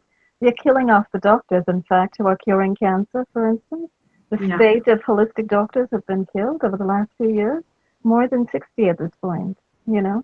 And that's doctors. There are other people who've been killed in various other professions as well. Microbiologists have been killed. Yeah. And so forth. Yeah, that's true. That's true. I saw people, I mean, not directly, but you know, people died at Oxford. At Oxford. Oh, wow. I know, and that's a topic for another day. Yes. Yeah. And they were all killed by the mafia, this mafia. And it's really this crime cartel. And the truth is, and when I look at geopolitics, I mean, it seems to be the case that the mafia has a hold on China. It has a hold on Russia. It has. But there are now movements to actually clear out the crime and go back to sanity, because we all have to, you know. And so you're saying that those moves are occurring in Russia and China, but are they happening here? And what can we do? What can any of us do to help them help them along? So, I mean, you know what, this is, I mean, my biggest problem is I can't read Chinese, because I would love to know more about the internal Chinese situation. One of the things that I found genuinely encouraging was the fact that they executed their head of Intel. Because that is almost like a break. I mean, you never know. I don't know who the people are who replaced them. I don't know enough about the region, but when you kill a head of Intel, it's either the infighting of the psychopaths kicking off, or else it's a move towards sanity, because killing the current head of Intel would be a break with the past. And the past certainly arose out of, you know, Mao and all this stuff, which was coming from Switzerland. So it could be, you know, the Chinese mafia taking over and clearing out the house. Right. So it will be something like that, but it's certainly some sort of break with the past, which I think is good, you know, or it's the kickoff of the killing of the elite, which is good, you know, a bit of pruning the top. But, you know, Russia, certainly what I've heard so far, one of the things that shows strength is that they just cannot be provoked. They are very calm, you know. I mean, they got ambassadors killed and then all that sort of stuff, and people were really trying to kick off a world war, you know, in the style of the First World War, you know, start with a template and kill somebody important and then make a big hoo-ha. Russia just shrugged and they said, we won't be provoked. And the question is, provoked by whom and for what? And the answer is they will not be provoked by the crime cartel into nonsense. And Russia had also other good things. For example, they jailed some of the oligarchs. Well, by what we just said ourselves, the oligarchs must be organized crime. So it means that Russia did actually more to jail organized crime than the FBI did. Mm-hmm. Now take that in. Mm-hmm. Right. Well, at this point, I think we all know who the FBI really is and why they are, you know, what exactly they're doing. I have, I'm sorry, Ahmed, your audio fakery. cut out. Oh, Could really? you repeat your comment? What now? Your audio didn't work for a minute and I missed entirely what you were saying. Me now? I can hear you now. Yeah. Okay. I was just going to say that there's so much fakery. The world stage is just this big, and it's all meant to perceptions of what's really going on and control our ideas of what the world is all. When I see people getting assassinated or killed, or take a second or third, make sure that it's not just part of that creating. Mm-hmm. Do you know? Have you like in terms of Russia? I don't know. I think that they'll take part in some world stage propaganda. Ahmed, can I just pause right here, because the same thing is happening again with your audio as you're talking. You're kind of freezing and cutting out. So you know, I have a suggestion. Maybe just go out and come back in again. Yeah. And then if you repeat your comment, because then we could hear it, maybe, hopefully. So, yeah. And so far, what I understood is that he was asking if Russia is also part of staging events, and when he's coming back, I'll reply yes. Yeah. Okay. Yeah. Hopefully he'll be back very soon. Yeah, and actually, meanwhile, so I will answer this question so that we don't have to wait. Actually, you know what, you were asking, what can people do to really support this effort? Yeah. And what underpins it all is going back to honest currencies. Because when you have that, in one fell swoop, country debt disappears. We can reallocate money into stuff that actually matters. Because right now it's entirely, you know, as you know, being siphoned off into these black budgets. But what people can do right now is already start kicking off this trend. So right now, people are investing huge amounts of money in, for example, when they have shares, they put it into defense companies because they have been generating such huge rates of return. But what they have to understand is that's all fake. And these rates of return are actually made of their own demise. You know, they are building electromagnetic weapons that will be used to give them cancer so that they can't draw on their pensions and their savings that they think that they've built up by generating their profits, you know. because the overarching plan is to get rid of these people.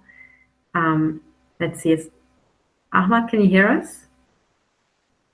Yeah, that took a little while. I kept getting it joined, so. See, I understood your question. Just want me to hold that up. So the way I understood your question is, do I think that Russia is also part of the fakery and staging events and so on, right? And I think, yes, they are, totally. Because they're still, as to this day, are still integrated into the same system. And one whistleblower side, it sounded like a blog by, ex-MI5 and MI6 agents having a moan. And somebody said, you know what? It's this entire thing between the US and Russia and China. It's Masonic office politics. I thought that was exactly totally not on. I mean, if you call them Masonic or the Global One Agency, it doesn't matter because the two are one and the same. They're fused. And in one sentence, it expressed that all around the world they have the Masonic infiltration. All around the world, they have the one agency. They are all the same part. They're the same organization. They are branch offices of the same entity. And then it would be literally just like office politics. They're all working for the same company. That's exactly right. And yes, what Russia does is it's like little niggles in office politics. You kind of like, I don't know, you bump into somebody at the water cooler. That's the sort of stuff, on purpose. I mean, that's the sort of stuff we're talking about here. So, but it's still, even within office politics, it makes a difference who is going to win the little battles in the office, because they might be able to color the culture of the organization, So even though it is that is the question. Yeah, and well, you know lag, what? Actually, this I hear myself like 5 seconds after I speak. I just heard the. Yeah, we're having issues with your audio again. So you must be asking really pertinent questions, because we didn't want you to ask these. So must go right to the heart of the matter. Can you actually type it into the chat? Just type it into the chat, because that I get instantly. Yeah. Well, if you can say that, to me, the real question is a true, authentic split habit, just a puppet show. That for me is the question I still keep asking and trying to. I think a true, authentic split is in the making. I think what we're seeing now, there's a precedent for this. I think within the old banking families. So they were all part of the banking cartel, but I think a split happened oh God, I have to look it up. I think it was happening, I don't know what century, but it was these, Italian banks, and they had, in the end, they split between the old guard and the new guard. All of them were mafiosis, all of them were criminals, but the new guard had a different approach because they saw that the old banking model was failing. So they launched into new adventures of making money. They were just as ruthless, but they were different in nature, that allowed them to survive. And I think in the end, the newer families kind of had the upper hand, after a couple of centuries. Something like that happened. So this is, in human systems, there's a precedent for that. But I think one of the things that's totally novel, and this is the real deal breaker here, it's information flow. For the very first time in history, information flows faster than a gunshot flies.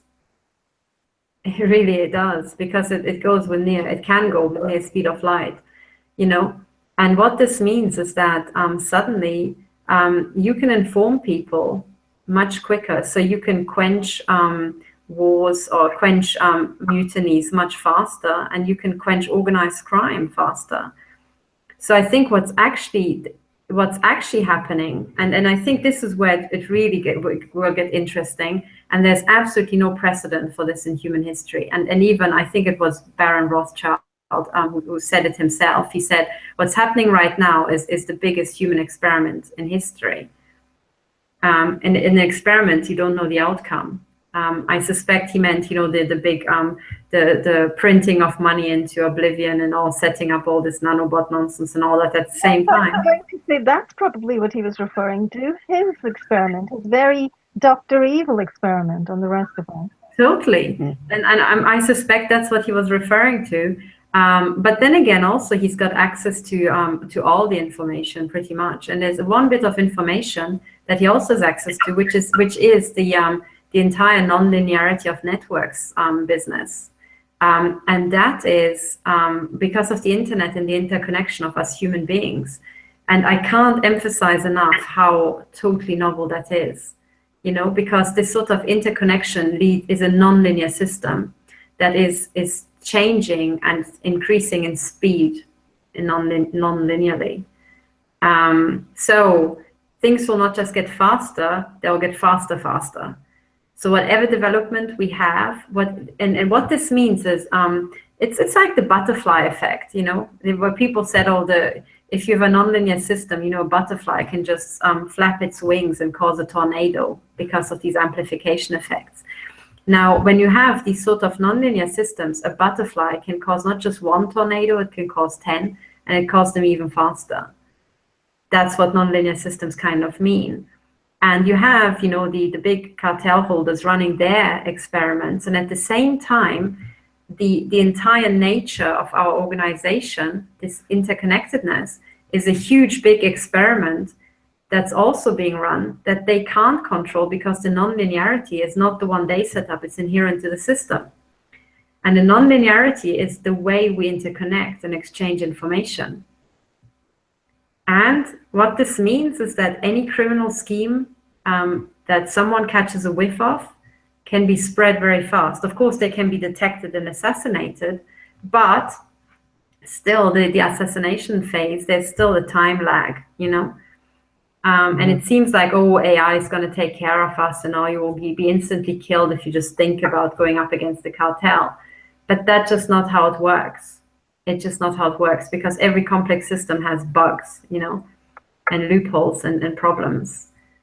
So I think this is how, and look at what's happening now. It's totally covered up by the media, but I heard about it without much trying. It's the fact that we have the biggest criminal investigation into child abuse in the history of mankind, and the largest number of arrests in this area in the history of mankind. No one heard about that. That's news. It was in Europe, yeah? Yes, but it also affects the US. I'm sure. These rings, I'm sure, affect the US. Absolutely. And we have these world premieres of uncovering crime. And I think that's what this entire cartel doesn't realize, is that over centuries, they set up, for example, their cartel signaling, they set up their frauds, and with one sentence, once you understood what the fraud is, you can never forget. And once you've seen Masonic hand signs and Illuminati signaling once, you will not just recognize it henceforth. You can go back in time using, the archive of the internet and discover all the people who are part of this crime cartel. Identify them forever. That's it. It's like you can look at the music industry, for instance, right, and see all the signaling on stage. Exactly. You have it in the music industry. You have it in politicians. They also have, covert signaling their sort of preferences and their sickness, their grade of sickness. For example, the Pizzagate. As soon as people decoded their keywords, what does a hot dog mean? What does pizza mean? You can go back.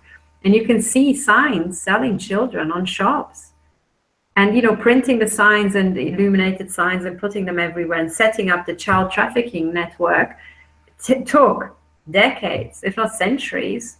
Uncovering it takes one afternoon of internet research, and we suddenly have this explosion of individuals doing criminal investigations like Pizzagate.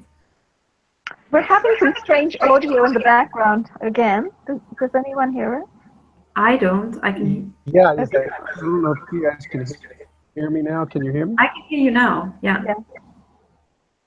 I'm not sure what it is, but Okay, it's better now. I think the way that they cover up their crime is to expose their crimes, and so they have attention to there's predictive programs and those references to children and pedophilia. That's happening in the music industry and music videos. They're doing a lot of that sort of mockery, the satanic mockery with that. I feel like that story, though it touches upon truth, and they set these descent in order to make these great, sort of just that your audio is once again being interfered with. I'm just wondering if we should wait a minute and then you can repeat what you try to say. Yeah, or just type it literally into the chat, because then it appears instantly. So you're saying that if I understood it, because I'm figuring it out now from with the bits missing. So you're saying that they anticipated, and they're also managing the uncovering of it. And they already put it into films. They anticipate it will be uncovered and so on. And that's true. And that goes back to their ancient habit. The entire Masonic, Illuminati duality. Their black and white tiling. That's the duality. They control the dark side and the light side, both. And that they have been doing that for millennia. But the truth is, we're now moving into a world that's multipolar. Simple, kind of analog, black, white, 1 and 0 stuff is not going to cut the mustard anymore. That's number one. And second of all, yes, they're setting up to do what they have done for millennia. As you said, Ahmad, they're not very intelligent or creative. They just play out the same template over and over, the same old tricks. But here comes now the actual key, that now in this complex world, in this nonlinear world, this duality is not going to fly, because we won't just have black and white. We'll need different shades of blue, not just different shades of gray, And that's the thing. And the people who will spot that blue is missing in the black and white will spread that very quickly, and will come up with blue and purple by themselves much quicker, And I think that's what it is. So, for example, within now, if somebody for the very first time hears about the Masonic handshake, they can literally just type it into YouTube, and within half an hour, they will pretty much know, most of the things that you need to know about it. That's unprecedented. Anybody can do it, and it's impossible to censor this. They haven't managed. They cannot manage the internet and keep the censoring covert. So what they started doing is start censoring the internet, and then you notice very quickly what they're censoring, because they can't censor their censoring. And then you start putting that out with even more force over even more platforms, shouting from the rooftops. And the same with the neural tech. For example, a year ago, I had not even the faintest clue. Like a year ago, I was hit with electromagnetic weapons. And I think, yes, a year ago, when I was preparing for my third court case, I was hit by neural tech. And I figured out for the first time what it's like when your brain is slowed down, and you get all sorts of weird things when you literally are just paralyzed by emotions or thoughts that are your own, but you can't get them out of your head because they're being piped in. And then look where we're now. We're talking about neural tech every week, Anybody who's searching it for the first time. And that's another thing that really got me, is you now type in the heads of British or German or Swiss intel. You either do an image search or you do a search for their names. My name's going to come up on the first page. That's what blew my mind. I wanted to just collect the pictures for the heads of intel, for the people who are responsible for my targeting. And literally the second and third line, there's me smiling, with my James Bond and deep capture video. I think that's fascinating, Catherine. And I think, as you point out, it's precisely emblematic of the actual turnover that has occurred currently. So the old system, where you had mainstream media holding up these guys on a pedestal like gods, is falling. It's shattering to pieces, and it's shattering to pieces because of the internet. And because, and in this particular case, because of the great work that you have done in exposing what these intelligence agencies are secretly doing, and absolutely doing, and have done to you. So then and all of the information that you are giving to the world is being published in place of their name. Yes, I think it's even more than that, actually. And I think the real key, you asked, what should people do to support this effort? We're having that funny audio issue again. Do you all hear it? Yeah, I think it's my voice being going a little bonkers over here. But you know what? I think it's more than that. I think maybe if you switch off your microphones, they can't. Okay, I'll switch off mine. Yeah, I think they go take it in turns and hijack people's microphones, I think.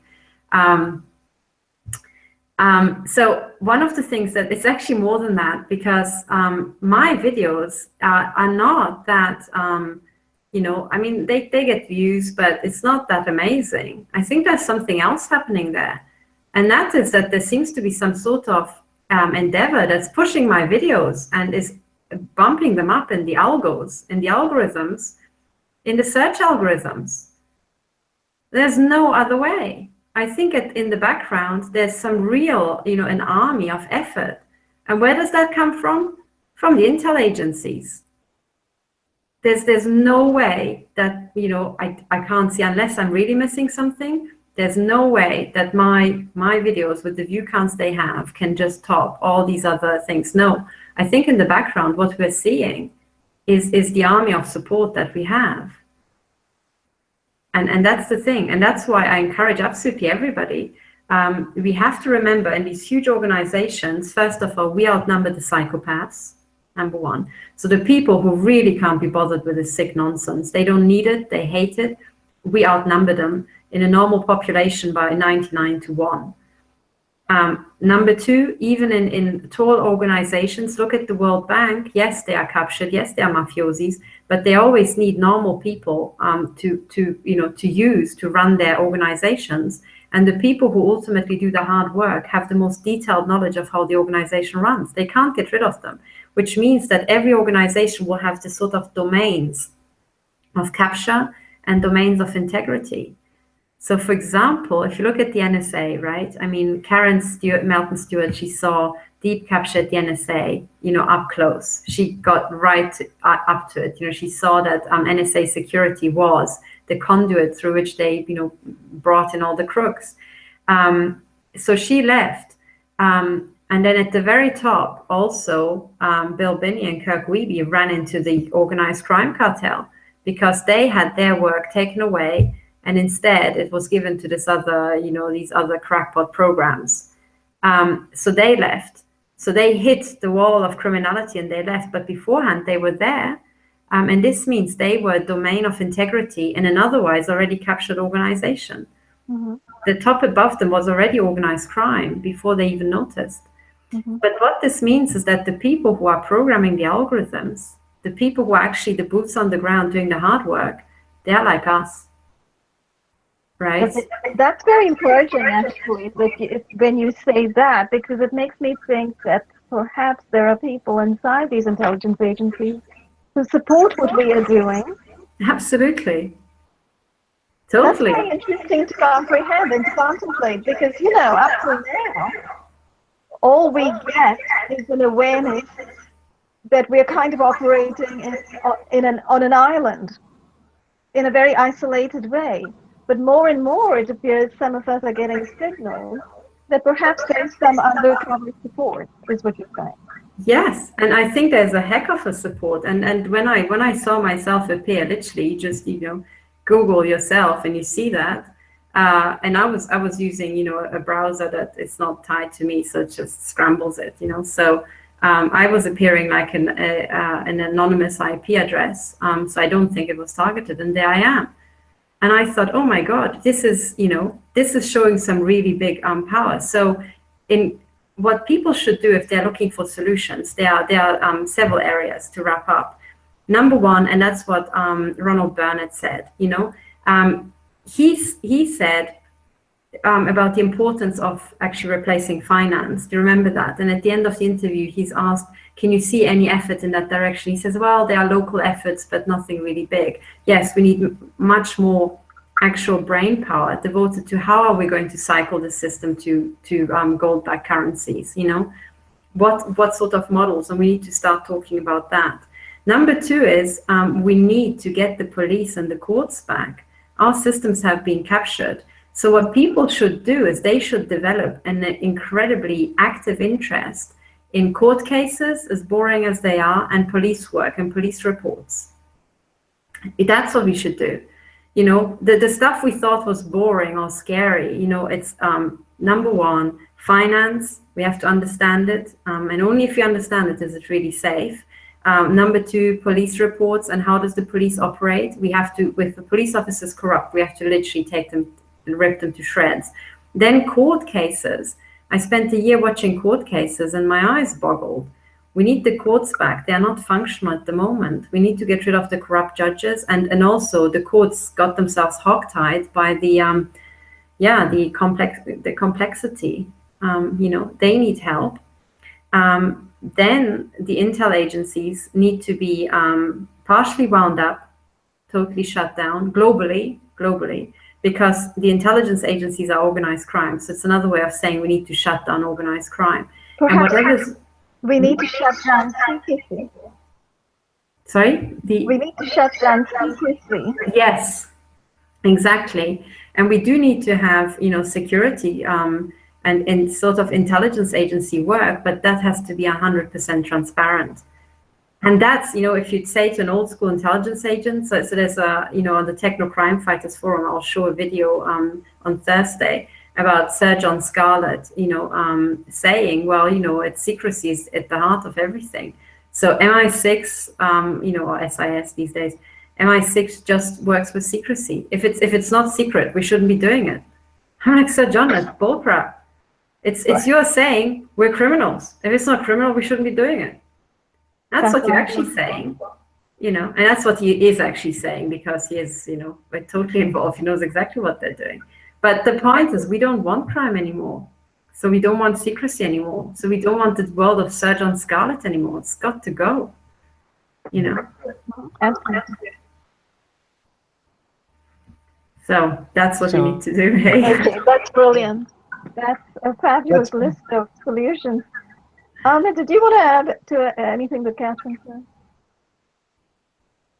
I think it is a cult. I mean, we're in a sense, we're in a global that operates behind closed doors and in the shadow and secret. And this is what happens when you have psychopathy. You bring those to the top.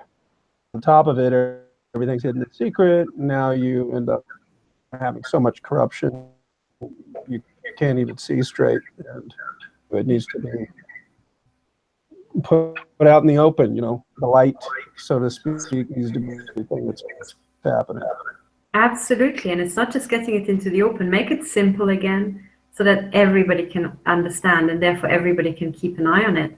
So finance has to become simple again, and the law has to become simple again.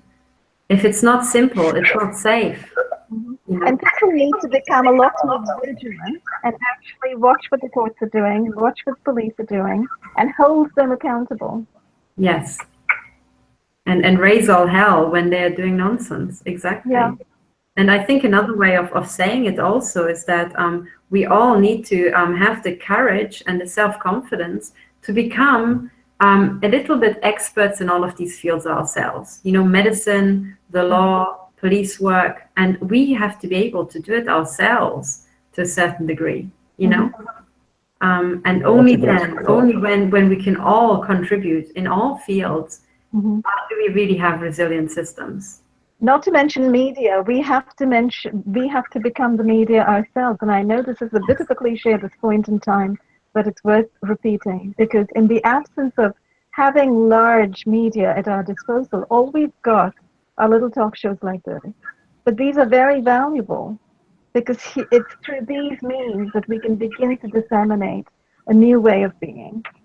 Yes, and you know what, you call it these little shows, and I guess what I'm trying to say is, I think you don't realize, but I think there might be mechanisms out there that will make this, in a very silent way, really, really big.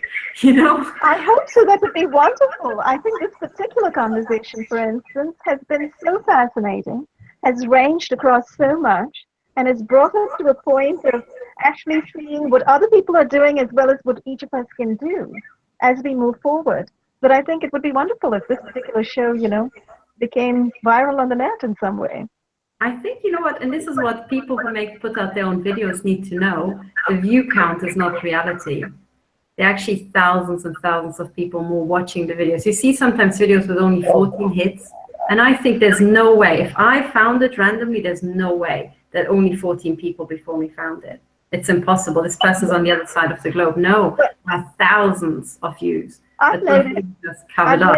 Absolutely, I perfectly agree with you. I'm sure it's true, because when I look at my website and I look at my videos and I see the views, literally, I've seen the views drop after coming up to a certain point. Suddenly they drop. That can't possibly be real.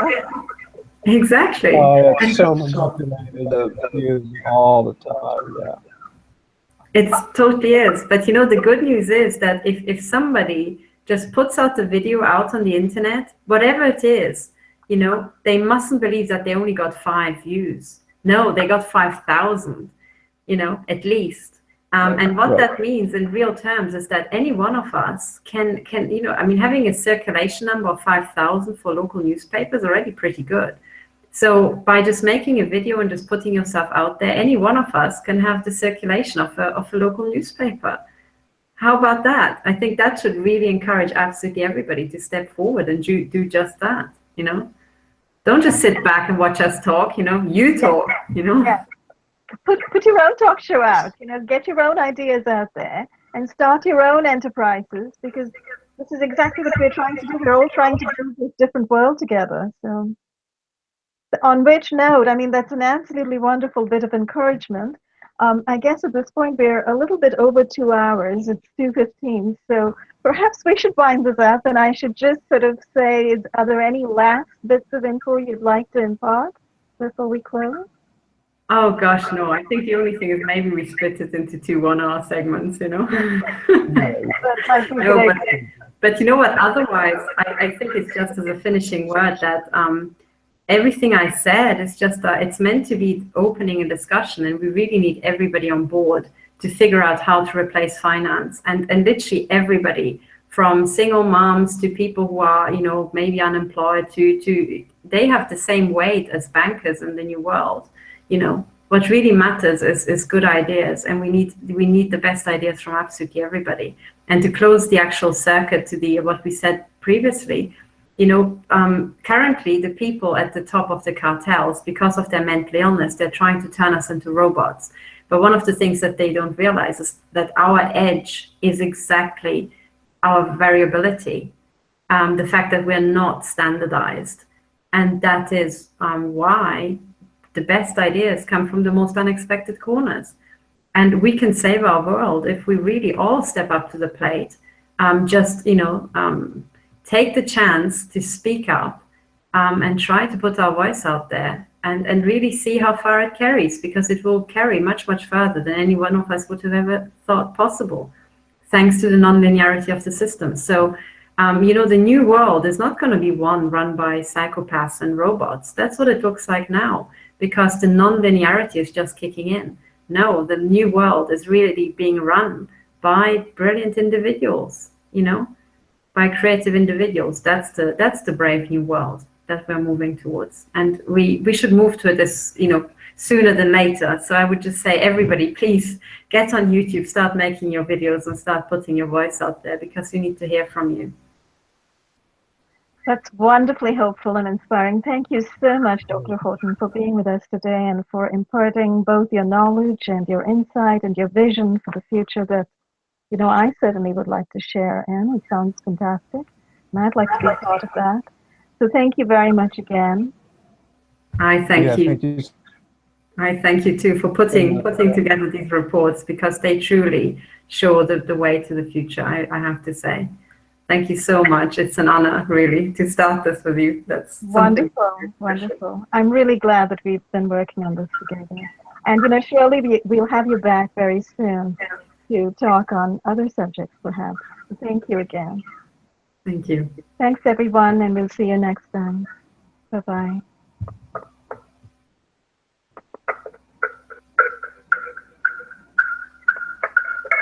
I'm sorry. I'm stuck. Hold on a minute. Okay, I'm going to close the broadcast right now. Thank you. Bye-bye.